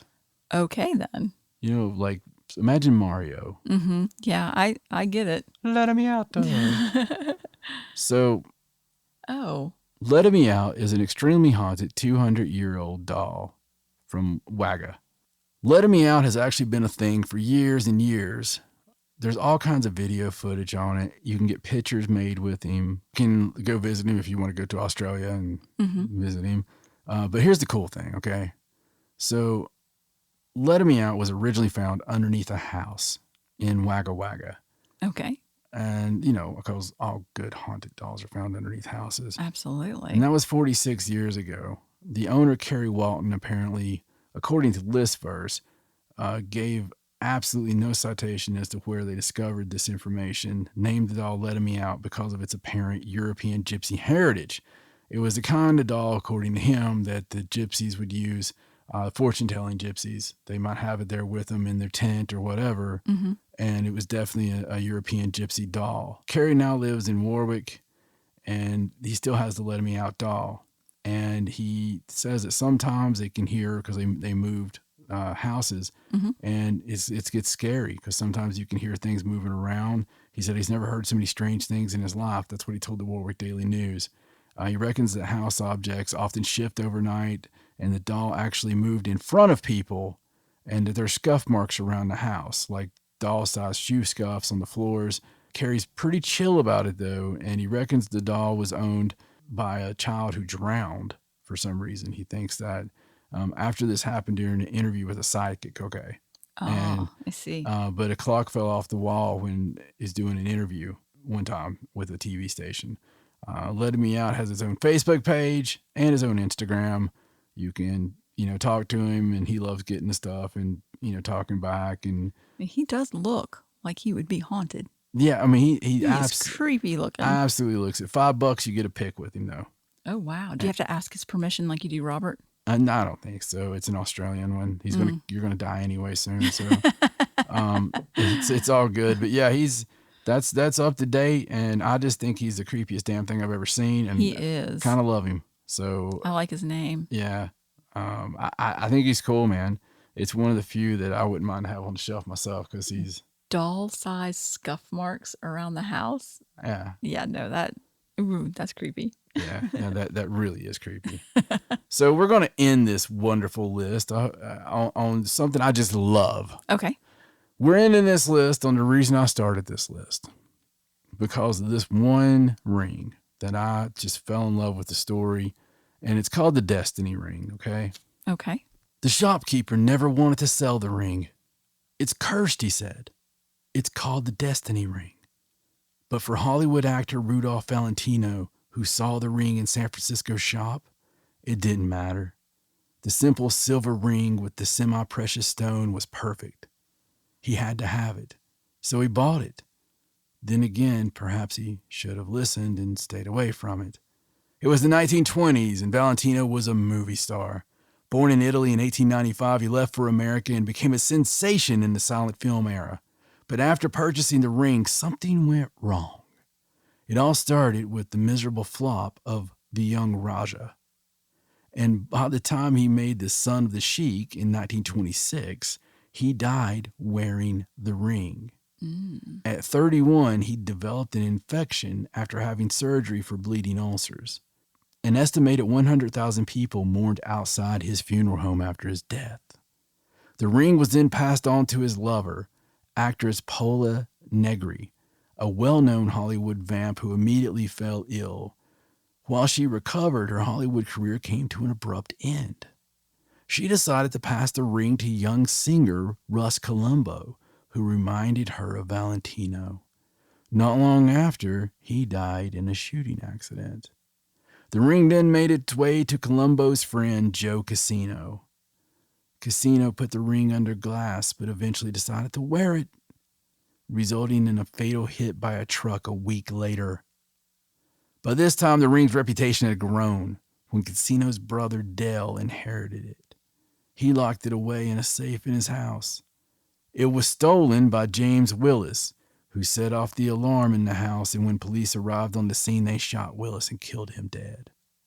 Inside his pocket was the ring, which was recovered and placed back in the safe.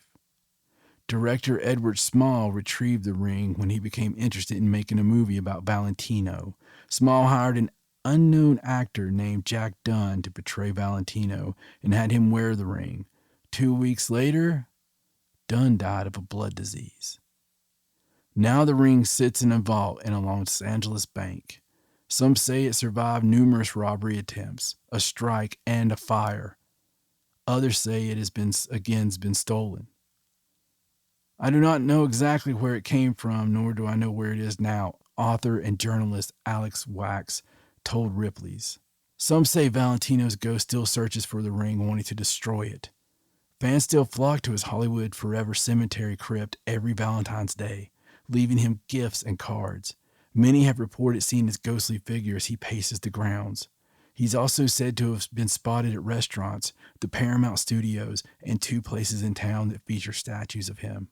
To top it all off, the ghost of Valentino's dog, Kabar, is said to haunt the LA Pet Cemetery in Calabasas. In September 2017, a portrait of Valentino, Negri, and the ring was sold at auction. No word on how the painting's owner is doing. Surely a painting of the ring wouldn't be cursed as well. Who knows? Who knows? That's crazy. So they don't actually know where the ring is now. No, they don't know. Supposedly in that bank, but nobody really is Nobody for sure. knows where the Destiny ring is. Wow, that's crazy. And that's so abrupt. Everything that happened with it was so abrupt. Yeah, and quick, like a week later. Yeah, that's what I mean. It's just so, and with all these curses that I've read you, they've all had that similar thing, that similar vibe, right? Mm-hmm. It's sudden and it's deadly. Mm-hmm. It's just pretty harsh, and it's clearly apparent enough that the items start gaining reputation. Oh yeah, like it's not like it's that difficult to put that together. Yeah, so if you believe in coincidence, that's some deadly coincidences. Mm-hmm. But if you believe in curses like I do, then those are some of the best evidence you'll hear. Mm-hmm. But if you want to speak about some good evidence, I know this girl named Stacey, and damn if she don't have some great news this week. Inside a dying world, drawn and quartered left and right, there burns a lonesome candle filled with honesty and light. Down a guarded hallway and locked within a tomb, she draws a magic sigil, says some words, and follows clues. As the mainstream hills peddle fear and sing the end-time blues, our heroine from Halloween wears black and gives real news. It's now time for Stacey Edwards and Paranormal News. Let's get to the news. All right, so we're going to start with this U.S. Navy filming the UFOs that got leaked video story. Yes.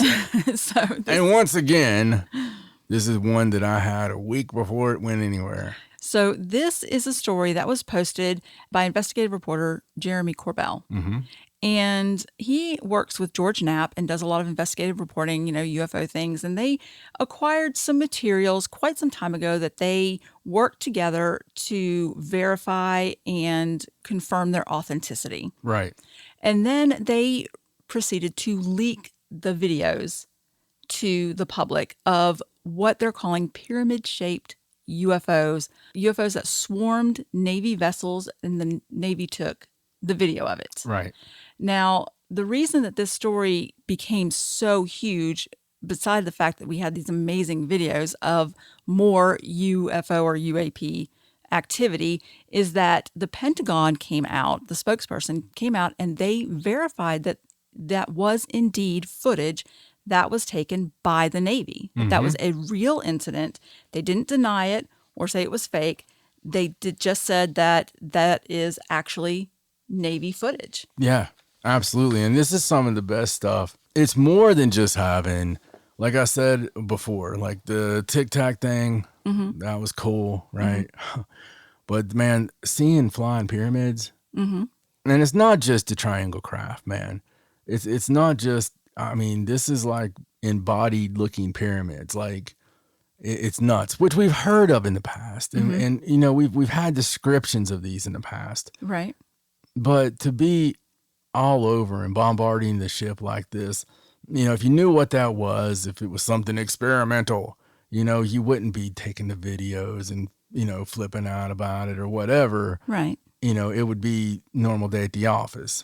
Right. And the Pentagon spokesperson did confirm not only that they were actual videos taken by the Navy, but that they have been included in the UAPTF, the task force, mm-hmm. has been looking into the incident. So I'm sure that this is going to be one of the things that's included in the report that's due out, in June. The only thing that they did not confirm was whether or not the items in the video are still, quote, unidentified, or if they were some sort of training materials, or what exactly was in the video. The only thing that they would confirm was that it was real video that was really shot by the Navy. Yeah. Which is still a big admission, I do believe.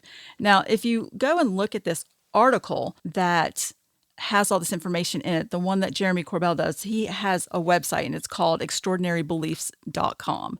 And that's where he kind of puts his blog and he leaks different things that he receives. There is a list about the footage and the intelligence briefing that contained all the footage, because it was more than just the one video. And there's a whole listing here about this intelligence briefing that was generated to pretty much educate personnel on the UFO-UAP issue. And it was generated, it claims, to destigmatize and promote more intel collection regarding, the issue, the UAP issue. Right. And so, the first event, of course, was the pyramid-shaped craft seen over the USS Russell. Of course, he has the images in the video in the article, and the observations were noted in detail. This took place in July of 2019. Right. And this was sort of off of San Diego, off of California. Also in this briefing, there was another event that involved the USS Omaha, and that's where they observed and recorded a spherical-shaped craft. Oh, yeah. And it was noted that the spherical craft was suspected to be a transmedium vehicle and was observed descending into the water without destruction. So just straight down into the water. And of course, you can find that video, has also been leaked now, I believe, Amazing, too. yeah. Yes. And then there was one other event that took place during this particular briefing. And this was an event described that involved an FA-18 pilot and a weapons systems officer. And this is from March of 2019. And it took place off the coast of Oceania. And the series involved the weapons system officer taking personal mobile phone images of UAPs out of the cockpit of the plane. And they claim that he captured 3 different craft of the same sort with the same cell phone. There was like an acorn-shaped one, and these are all ones that have already been made public. A metal blimp with a payload, that I think that one was on Mystery Wire just recently, and then like a spherical one that was also made public on Mystery Wire, I think in April of this year. Yes. So all of these are out there. You can see them. It's very interesting.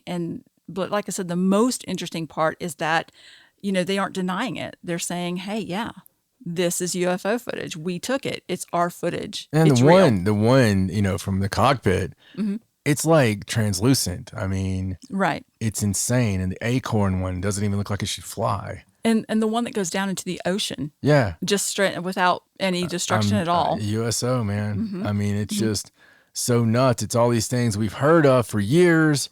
And, we've had eyewitnesses, we've had amateur footage that really went nowhere because people, don't believe this stuff.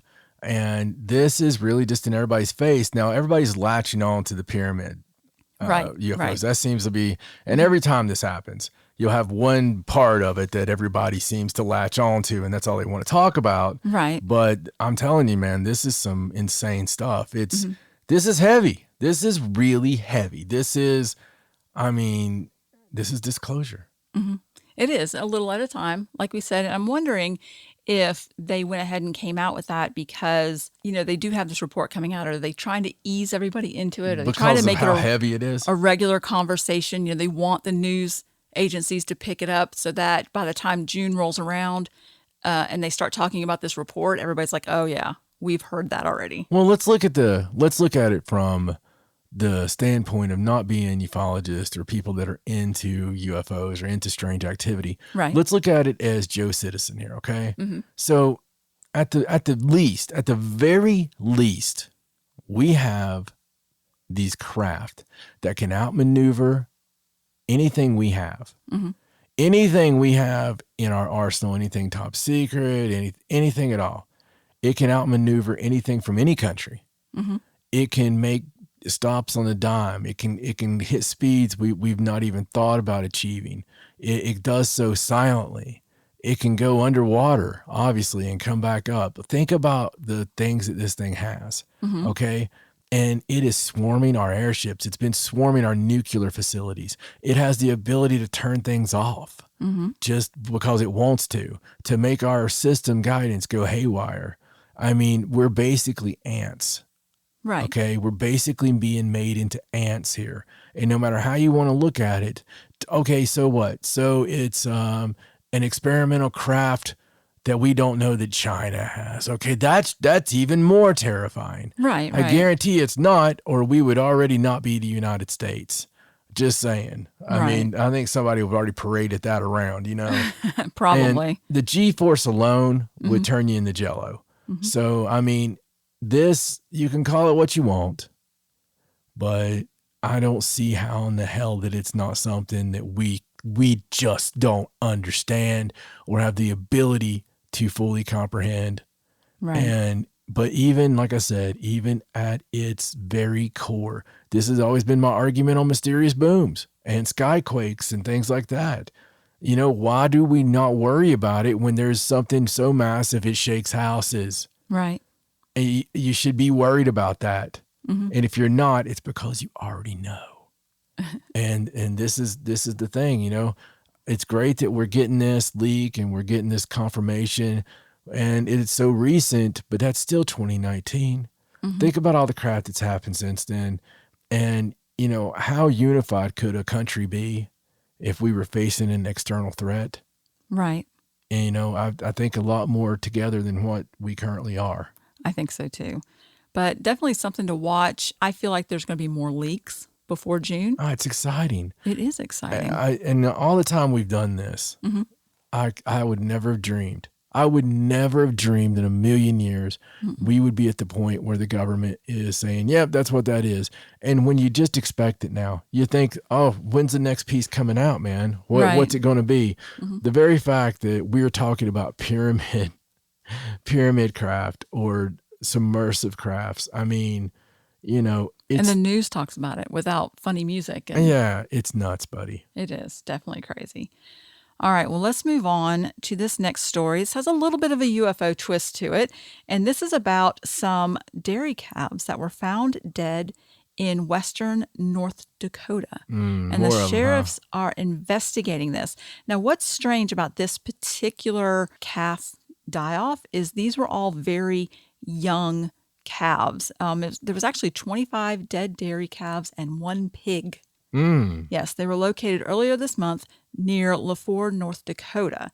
And the authorities have determined that this incident doesn't involve any current North Dakota residents nor any active farms or ranching or dairy operation. In fact, they're not 100% sure who the owner of these animals is. Well, that's strange. Yeah, it is very strange. And another very strange thing is that the calves appeared to be newborns and only approximately 1 to 2 weeks old. And when the authorities arrived at the property where the animals were found, they were spread out in different locations. There was like clusters that maybe had 2, 3, or 4 animals in one location.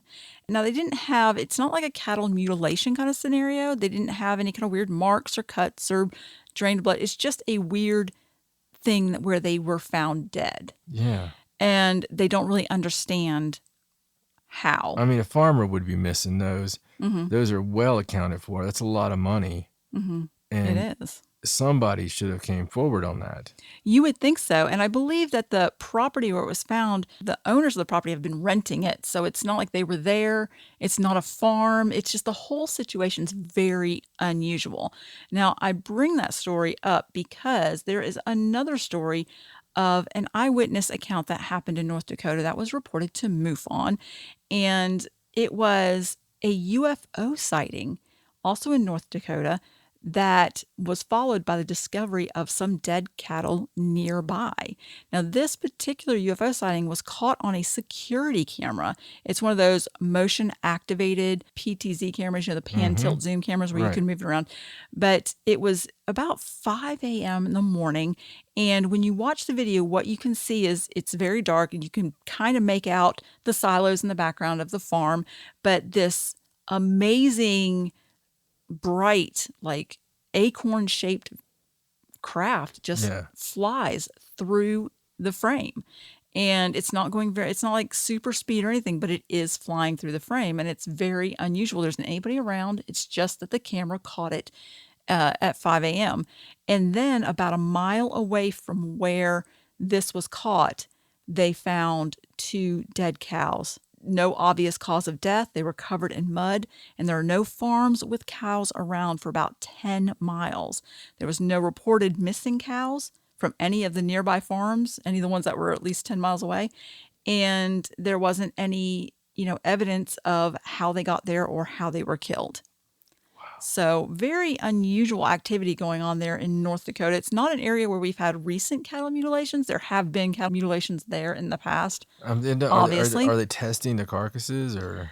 As far as I know, they are investigating it, but that particular story was just a MUFON report. It was more about the UFO than it was the cattle. But I thought it was interesting that this had just happened alongside this other weird dairy calf death that they can't explain. It's very strange. The strangest part is not having any idea who they belong to. Right. And the fact that there aren't any farms in the area for either one of these stories. There aren't really any working farms to explain where these cows would come from. I mean, it sounds like they were getting rid of waste. I mean, seriously, it sounds like the UFOs did what they needed to do, or they had previously, done something with these and they were born and, something wasn't right about them maybe. I don't know. Maybe. I really don't know. I'm just saying. I'm just spitballing here. Right. But it sounds like they were throwing out their waste. Right. They could have been taken in Colombia. I mean, moving that quick, you never know. Could have been from anywhere. It could have been from anywhere. And they were just disposing of the waste, which normally would have went into water or something. I don't know. Right. Maybe they were having craft problems. You would think, North Dakota, it's very open. It's a good place to dump things. Yeah. So, I don't know, really strange. It's a very strange story. I'll be interested if anybody ever comes out, because the more this story gets around, which it should have been around that way already, but the more it gets around the farmers and stuff, hopefully somebody has been missing these cows, and because this is their livelihood, man. You know how many head you have. You know when there's one born. Right. I mean, that's crazy. Yes, I agree. Very crazy. All right, so let's move on. Let's talk about your man, Elon Musk. My man. Yes, who recently won the contract with NASA to take the people to, Artemis, that mission. I think that just his company has been, well, of course, picked for that. So this is about his brain chip company, Neuralink. Oh. Now, they have released a video recently. I don't know if you've watched this, but it's a video of a monkey playing video games with his mind. Now, it's a really interesting video if you watch it. And this particular monkey, his name is Pager. He had a chip implanted in his brain about 6 weeks ago. And in the video, what you see when you watch the video is he was given a joystick that was hooked up to a video game in which he moved a cursor to a colored square. And whenever he got the cursor into the colored square, he was given some banana smoothie through a tube. And so he used the joystick, and while he was doing that, the Neuralink chip started recording his brain activity and sending it back to the computer for analysis of what his brain does when he moves his hand. Then they unplugged the joystick from the game. Now, in the video, the monkey continues to use the joystick because that's what he's used to doing, but you can see that it is completely unplugged, yet he is still controlling the game with his brain signals. All he has to do is think about where he wants to move his hand, and it works. Now, they also showed him playing another game, which is just like Pong. He played a Pong game. There was no joystick with that one, and he was able to play that one successfully with just the chip. Wow. So very unbelievable. Just 6 weeks he's had that, and they've already been able to get him to use this machine. No, that's nuts, man. This is like the nuts episode. So the monkey got the chip and is already using telepathy to play Video games. Yes. Now, it does say in this article, they talked to a neuroscience expert, and he told them that getting primates to control video games via neural interfaces was not a new thing. What makes this so amazing is that there are no wires, there are no cables coming through your skin. It's not a helmet. It's something in his brain, and he's able to do it and move around freely and not have any kind of visible packaging being connected to it or anything like that. So that's the most amazing part about this.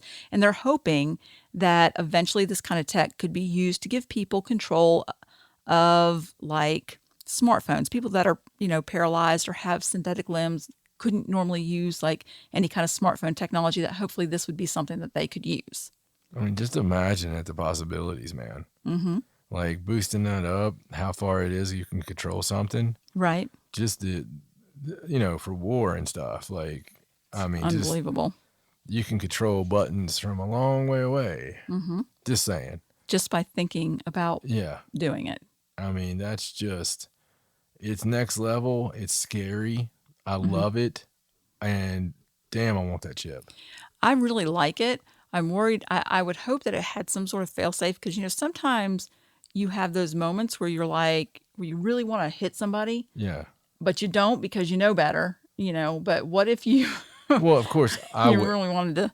I wouldn't have that problem. That's why Elon needs to pick me and my calmness. I see. Plus, I'm a willing participant here. I'm ready for it. Right. I am down for the chip. Well, just on a funny side note, since we're talking about Neuralink, there was this article about Neuralink's co-founder. His name is Max Hodak. And I guess he works with, Elon on the whole Neuralink project because he's the co-founder. But he suggested, I guess, on Twitter that it is probably possible for them to create a real-life Jurassic Park. Oh. Yeah. Now, they're not planning on doing that. Right. That wasn't anything he said. He just suggested that not only is it possible, but they could actually do it if they wanted to, maybe, possibly. Yeah, it's going to happen. I feel like it's going to, just him joking about that. The problem is he works with Elon Musk. He needs to not say stuff like that around Elon because Elon would be like, oh, I could do that. Dude, Elon has a pet velociraptor. Yeah. Oh, he has a pet velociraptor that breathes fire or something. Yeah. It's something over the top. Has to be over the top for Elon Musk to do it. He is a mad genius. I love you, Elon Musk. I really do. Don't listen to the haters, buddy. Just keep doing your crazy stuff. All right, so this next story is going to be about some unusual animal die-offs. And this one is something that's been happening recently with gray whales. And I know that you've probably seen this in the news, but recently, like in the last 2 weeks, 4 dead gray whales have washed up around San Francisco. Oh. And just in a very short period of time. Now, I believe one of those whales they believe was hit by a ship, but the other 3, they have no idea why they washed up, why they died, what happened. Now, it is migrating season for gray whales along the West Coast, and they do see this kind of thing, every year, but to have 4 in such a short span of time is really alarming for them. Yeah, that's really scary, man. That's sad. It is. And just when I was looking at this article, I thought I would just do a little check around to see if this was something that was happening in other areas as well. And there are a ton of articles. It's really crazy. There was some whales that washed up in Bangladesh like a week ago. There was a dead juvenile humpback whale on a UK beach a few weeks ago. 3 whales on a Donegal beach a week ago. And there was a whale carcass in Hawaii that was blessed and then hauled away. So it's something that's happening in a lot of different places. Wow. And you don't normally hear about that much activity in such a short span of time. No, I heard about the San Fran one, but they weren't talking about these other ones. I guess they hadn't really looked, but that's crazy. Yeah. Now, the ones in Bangladesh, the 2 dead whales in Bangladesh were like in 2 days, one right after the other. So it's definitely very alarming. The Marine Mammal Center, the one in San Francisco, performed necropsies on all 4 whales, but could only determine a definitive cause of death for the most recent female one. And that one was the one that got hit by the boat. Well, yeah. So they didn't. So they have no idea. They have no idea what's causing it. But, we've talked about the whole magnetic thing with the Earth and the poles and all that, and how, whales use that to navigate. That's part of what they do. And we noted that whales were acting strange. Yeah. Not just gray whales. Yeah. All different kinds. So there has been some disruption there with the animals, and it's just sad to see. You heard it here first, people. Yeah. So in line with that, I thought I would bring a few articles this time about some really strange weather phenomenon that's been going on, because we don't talk about this a whole lot, but it is strange, some of the things that are happening right now. Yeah. And the first thing I want to point out, and this is not something that we talked about when it first happened, because I didn't see nobody made a big deal about it, but it turns out that a weather satellite detected record cold cloud temperatures of minus 168 degrees. And that is the coldest cloud that they've ever measured. That's like the coldest temperature they've ever measured in a storm cloud. That's not good. So this was back in 2018 that they measured this, and they've just recently, I think, been able to verify it. Right. And it was a cloud that was over the Pacific. Most of these clouds, they're usually in storms, and they're usually over the ocean. But for comparison, what they measured was almost 40 degrees colder than the lowest temperature they've ever measured on the Earth's surface. Damn, that's a big difference. Mm-hmm. And I guess because they're getting higher. I suppose they don't really have, they didn't spell out a whole reason. I guess they're still looking into it. They didn't say, it's because of this. I know recently the clouds have been, they've been spotting them. They've been getting higher than they've ever got, because obviously the further up in the atmosphere you get, the colder it is. Right. And that also creates worse storms. Right, because you have the warm air down here, and if it's colder in the clouds, then you're going to have that more intense Which goes storm. To look what's been happening. Look at Australia a week ago, you had this converging storms. Look at what's happening now. In the Philippines. Yeah. You got a Cat 5, and it's not even hurricane season. No, I mean, we're weeks away from hurricane season. 6 weeks. Yeah. 6 weeks, and we already have a Cat 5. Yes. We were watching a news story about that Category 5 storm it was like going straight towards the Philippines. It was going, and all of a sudden it just decided not to. And I told John that they're doing some hoodoo there in the Philippines. Yeah, they got the somebody's Filipino voodoo going on. Yeah, somebody's doing something, and that storm is, trekking away. But on the same thing, so we also have, aside from the Australia storms, which were amazing, they had that whole Fujiwara effect where 2 cyclones merged and made this huge thing, and they had all that flooding and all that horrible weather. We had the volcano eruption in Iceland. Right. And that followed over 50,000 quakes since February. They had all these little small earthquakes. I mean, over 50,000 in a couple months. And then, of course, the eruption happened. Yeah. And it's been going on. I think it's been going on for quite some time now. And it's last time I checked, I believe they had opened 4 separate lava fissures. Yeah, I mean, it's just like St. Vincent, right? Mm-hmm. We got down in the St. Vincent. You got that huge one that's erupting almost daily. Yes, and putting plumes out there. I mean, you can see from space. Mm-hmm. And it's just they've both been dormant for quite a while. So. Yeah, I think the one in St. Vincent, 42 years it's been since it erupted. Yeah. It's been a while. And the one in Iceland, it's been a while since that one erupted, but since one in that area has erupted, but I think since that particular one had erupted, it's been hundreds of years. Right. So it's been a really long time. And the thing I like about these 2 areas is they have visitor platforms. You can go see the volcano. I love it. It's great. Yeah, it's pretty nuts, man. I mean, it's scary though. It is scary. There's some things going on out there. Yeah, definitely some odd weather phenomenon going on, things that shouldn't be happening yet, but they are. Just as something to watch. All right, so let's go on to an awesome discovery. Oh, yeah. From Egypt. I love stuff from Egypt. So this article, it says, famed Egyptian archaeologist. Do you know who that is? Zowie. Hawass. That's how it's pronounced. I thought it was pronounced. So, famed Egyptian archaeologist reveals details of the 3,000-year-old, quote, lost golden city. I wish you get lost in a golden city with cacao. So, this is a city, a pharaonic city that was recently found in the southern province of Luxor.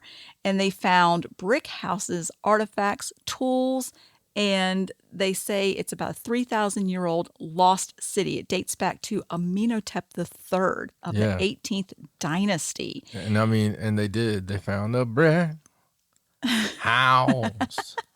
It's golden. It's unusual because if you watch the video, the city is huge. And what they've uncovered so far is tons of like walls, brick walls, but the architecture of it is so unusual.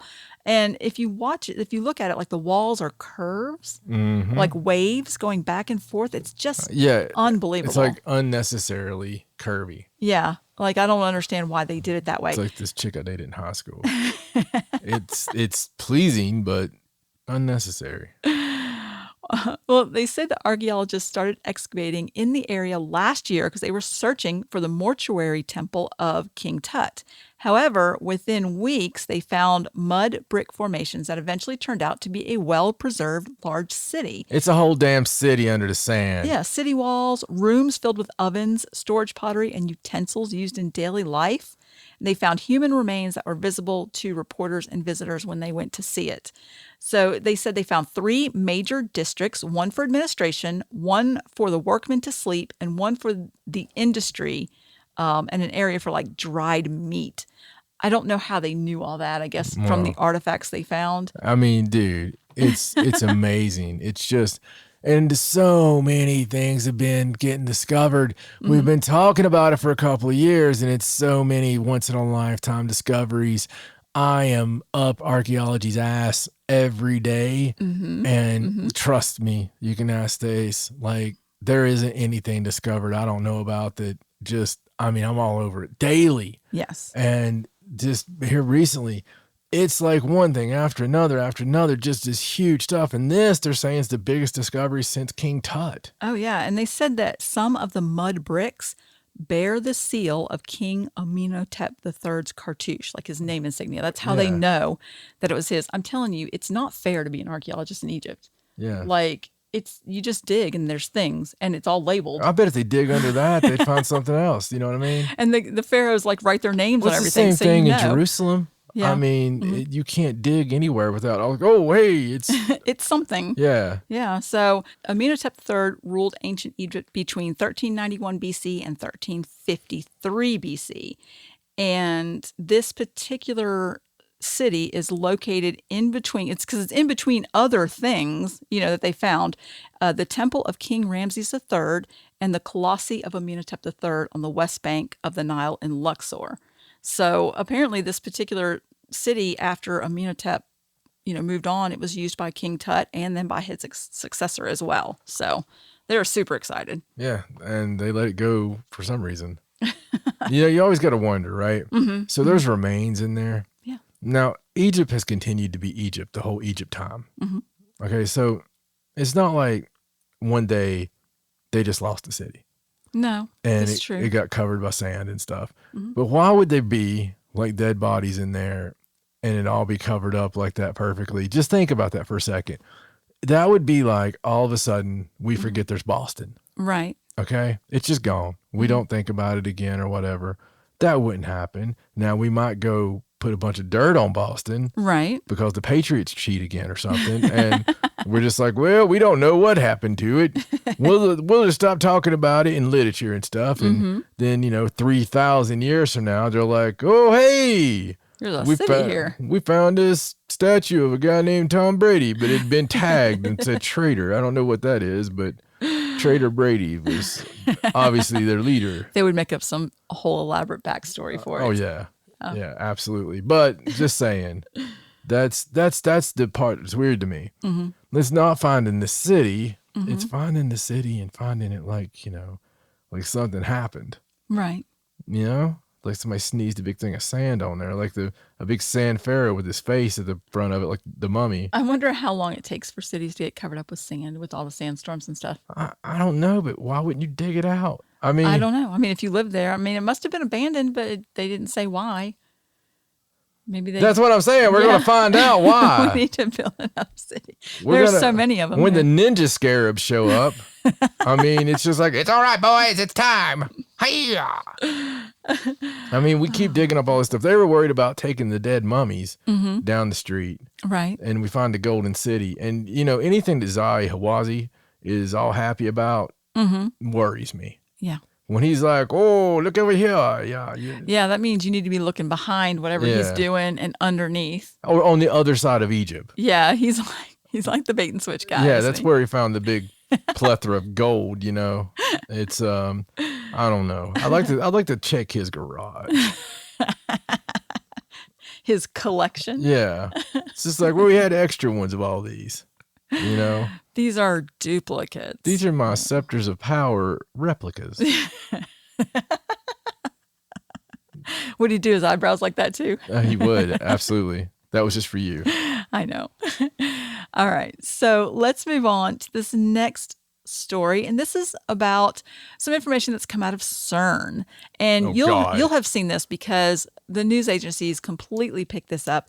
They believe that CERN has found particles not behaving in the way that they should according to the guiding theory of particle physics, which is called the Standard Model. I've seen this movie. So they believe that this experiment It's the Fifth Element challenges the leading theory in physics and that they've perhaps found some new kind of, I don't know, material, matter? It's the fifth force. Physic force, something. Yeah, because there's 4 guiding principles in physics.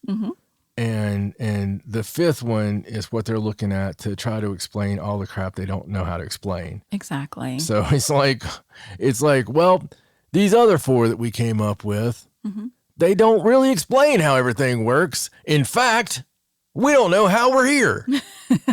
Because these other 4, well, we kind of overlooked this, but they don't explain it. Yeah, yeah. This is literally how the press conferences go. Yes. This 5th one could possibly explain that everything else we knew was poppycock. I like how they're like, it could explain about dark matter that we haven't actually proven is a thing yet. Oh, smart matter. So you got the 4 fundamentals, like the gravity, electricity. There's 2 nuclear ones that goes down to the state of atoms. And then you've got this 5th one, the 5th force that, you know, is smaller than particles, smaller than atoms. And, you know, why do we exist? That kind of stuff. That's what they're hoping to explain. Right. So it's bananas to me. And yes, I said bananas. Travis, I can see you out there. It's an inside joke. But it's bananas to me that all of a sudden we're like, oh, you know, seems like, well, we don't know what we're doing. We have no clue. We made this thing go fast enough that it just said, you guys are stupid. That's what it printed out. So we thought it was time to tell you, but no, see what's really going on. You got to time everything together. Everything, even the cows being kicked off the UFO. It's all going together somehow. Probably the Golden City too. They're probably going to tie it in at the very end of all this. Somehow. But I'm telling you, man, all this disclosure and the pyramids showing up, okay? All this crap showing up, and then all of a sudden we're like, well, we might be able to explain. I can just see when that thing comes out. They're going to be like, well, you know, we had that 5th force come out, and that explains why there's aliens. Probably.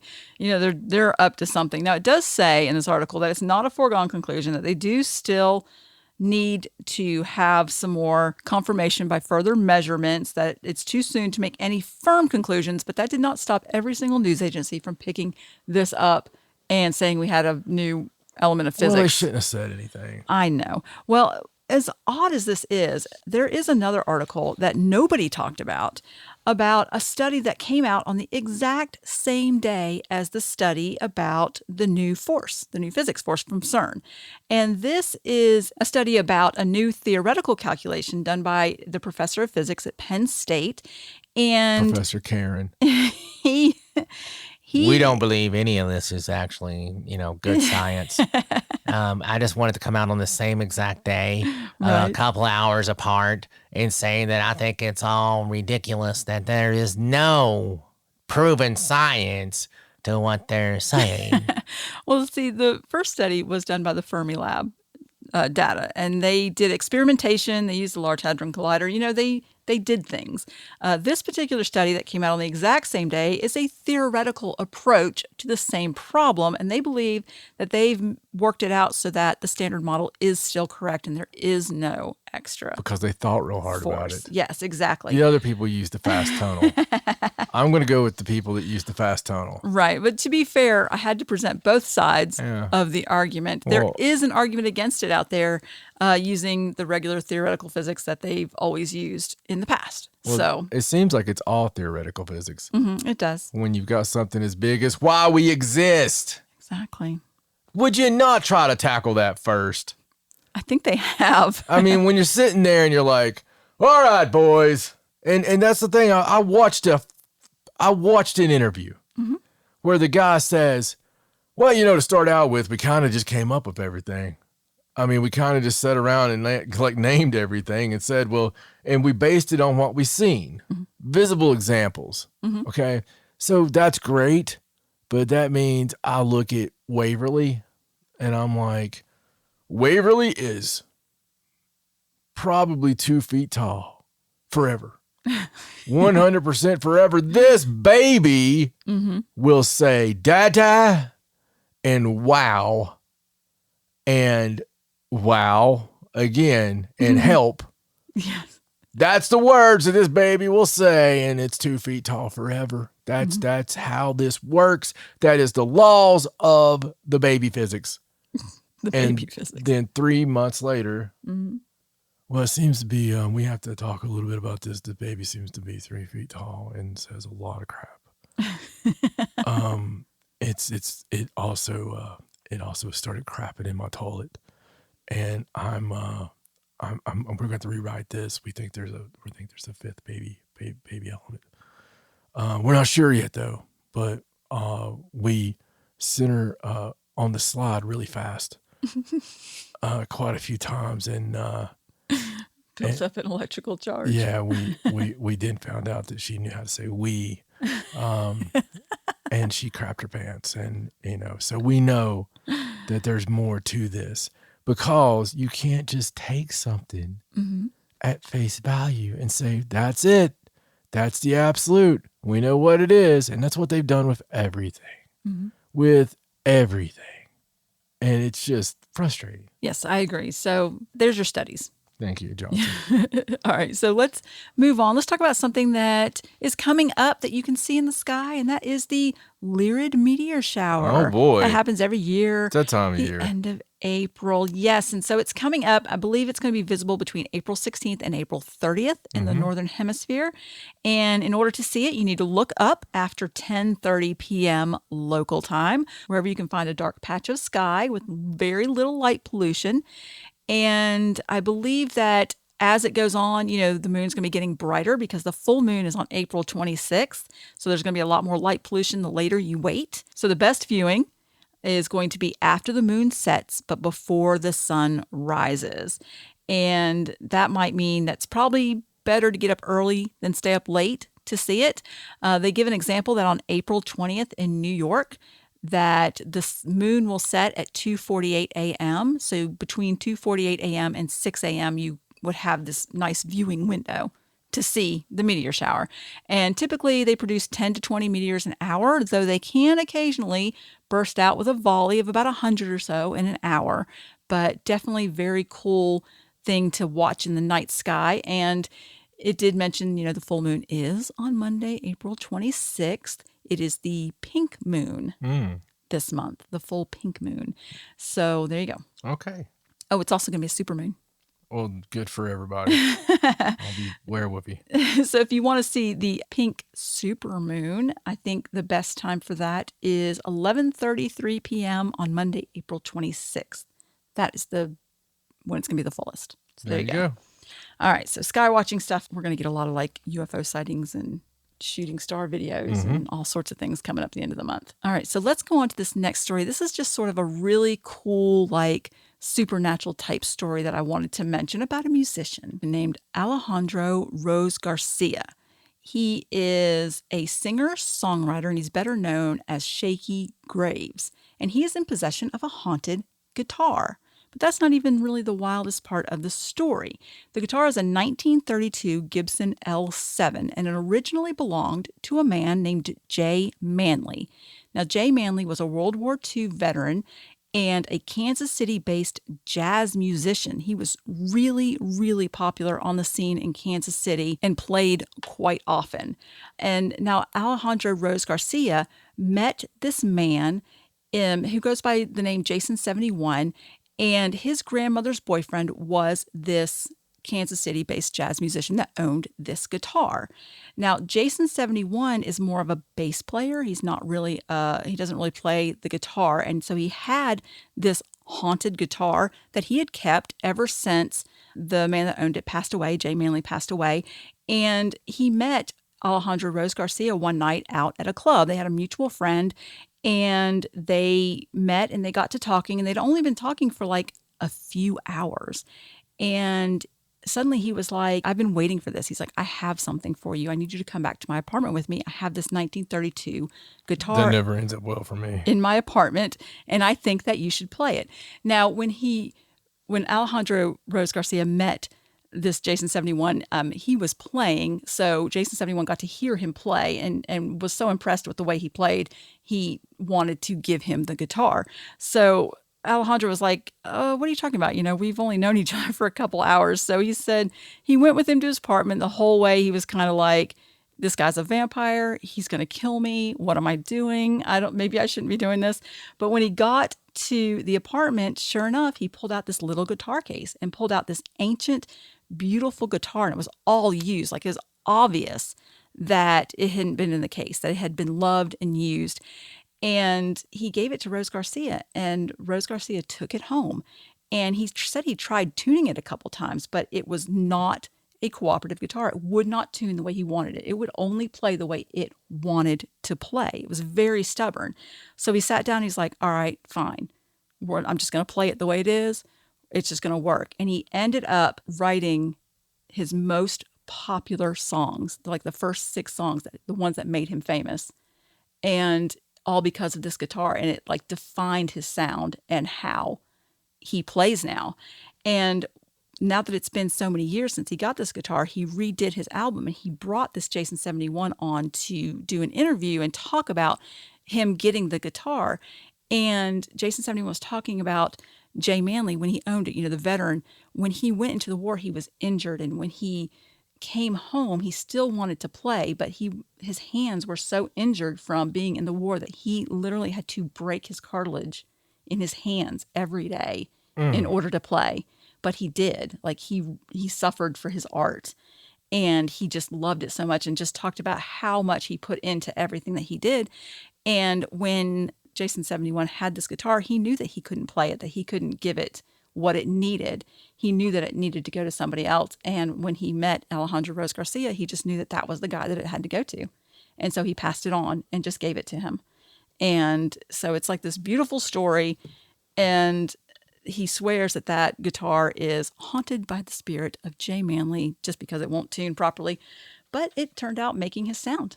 That's amazing. So I just love stories like that, because there are items that you get in your lifetime that don't belong to you. Oh, yeah. And that they're just there to be passed on. That is amazing. I think a lot of special items are like that, like you're a caretaker, if you will, until the right person gets it. Mm-hmm. Especially these haunted items, or items that have that much energy and love in them. Mm-hmm. So that's a beautiful story. Yes, I thought that was very interesting.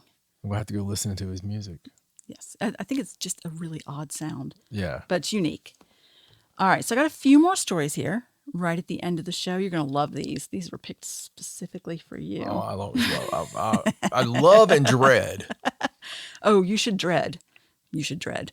Okay, so this first one's just about an old Florida jail for sale. Just wanted to mention this in case there's anybody living in the market for a Florida jail. Yeah, the Gilchrist County Jail in Trenton operated from 1928 to 1968. It hit the market for $139,000, and it's touted as an 8-bedroom, 8-bath unit.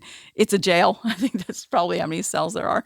But it's obviously very haunted. It is currently being used for paranormal investigations. There's a group that takes people on tours still.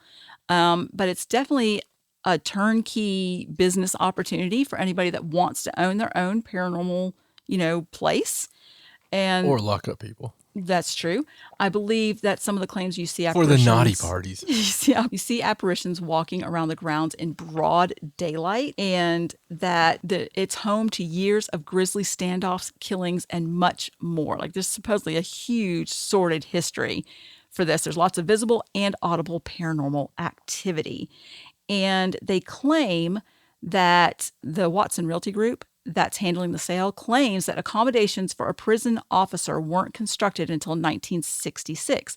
So prisoners were effectively alone for 38 years, easily enabling extreme nefarious activity. Or they all got along and sang Kumbaya. Yeah, exactly. Even 2 local sheriffs were killed in the line of duty there.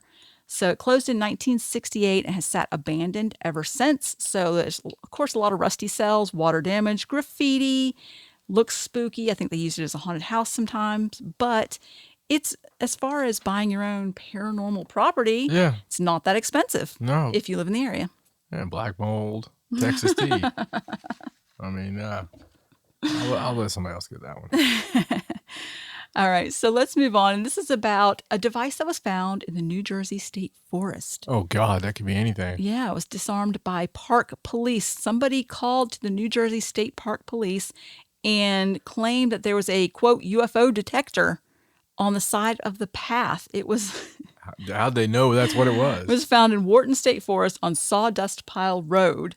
Oh my God. And I don't know. Now... Is there a box that said Acme UFO detector? They put it on their social media and were like, we disarmed this. They brought a dog in. They basically unplugged a wire from a wooden block and from a soup can. Yeah. And they call it a UFO detector. Do you think the dog like bit one of them when they got the dog out? It's like, you woke me up for this? They don't know who left it there or how long it had been there, but they took a picture of it and they're like, this UFO detector's been disarmed. Please don't leave stuff like this in the state park. It worries people. And then there was a bunch of comments under it of people going, I've been walking past that thing for a year. Why did you move it? This just in.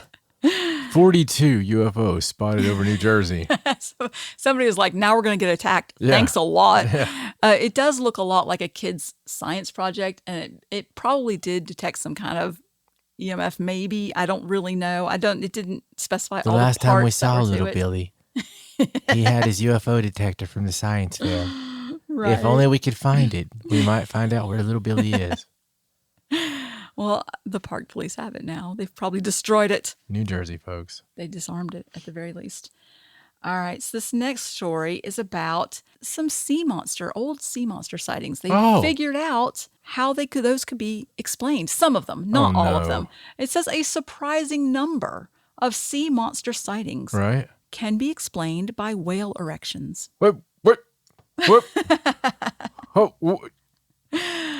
So now they do point out some, yeah, we'll get to it. They point out that there were reports of the Kraken, stuff like that, which is probably a giant squid. Well, hopefully you don't have it anywhere near my Kraken. But there's other creatures, specifically sightings of sea serpents, where the mystery can't be solved. I got you, a sea serpent. You look at the fact that whales, when they are in mating season, it's a one-eyed. Yeah. Sometimes they flip over on their back. Do they? And their penises would be sticking out of the water, and they can be roughly 1.8 meters long. Yeah. We're talking 5 to 6 feet long. Yeah, just when they're happy. 60 to 72 inches. Well, of course you're going to flip over on your back. I flip over on my back with far less. I'm like, got a yawn. Well, it's funny because it gave some of the accounts that people said. So like in 1734, there was an account from this man and those aboard the ship. They saw a most terrible creature resembling nothing they saw before. The monster lifted its head so high that it seemed to be higher than the crow's nest. The head was small and the body short and wrinkled. And it said the unknown creature was using giant fins to propel it through the water because that was what was under the water. We tried choking it and it spit all over and us. They said the monster was longer than their whole ship. So it's definitely stuff like that we couldn't move. It was some kind of venomous stickiness. It says a separate incident that could be more conclusively accounted for by the whale erections were sailors aboard. Sailor Johnson just choked it and choked it and choked it. Sailors aboard the merchant vessel Pauline. It just got bigger. In 1870. It didn't give up. In 18- Then it blew Johnson straight up in his crow's nest.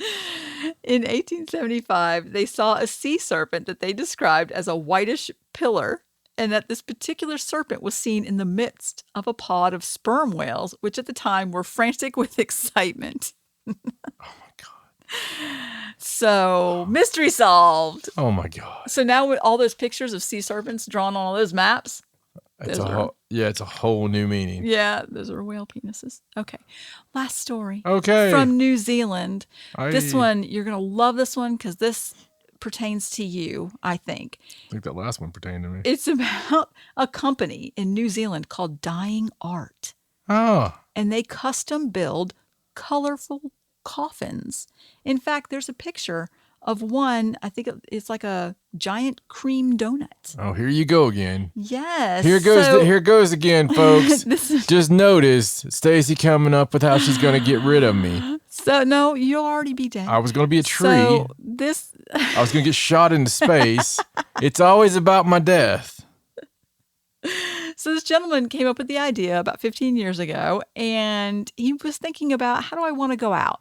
I don't want it to be like everyone else. I want a coffin. I don't want it to just be a brown coffin. I want it to have flames on it, and I want it to be red. And he thought, I bet other people would want this sort of thing too. I want to So go out in a whale penis. he begins with special made blank coffins and uses fiberboard and plywood to add details.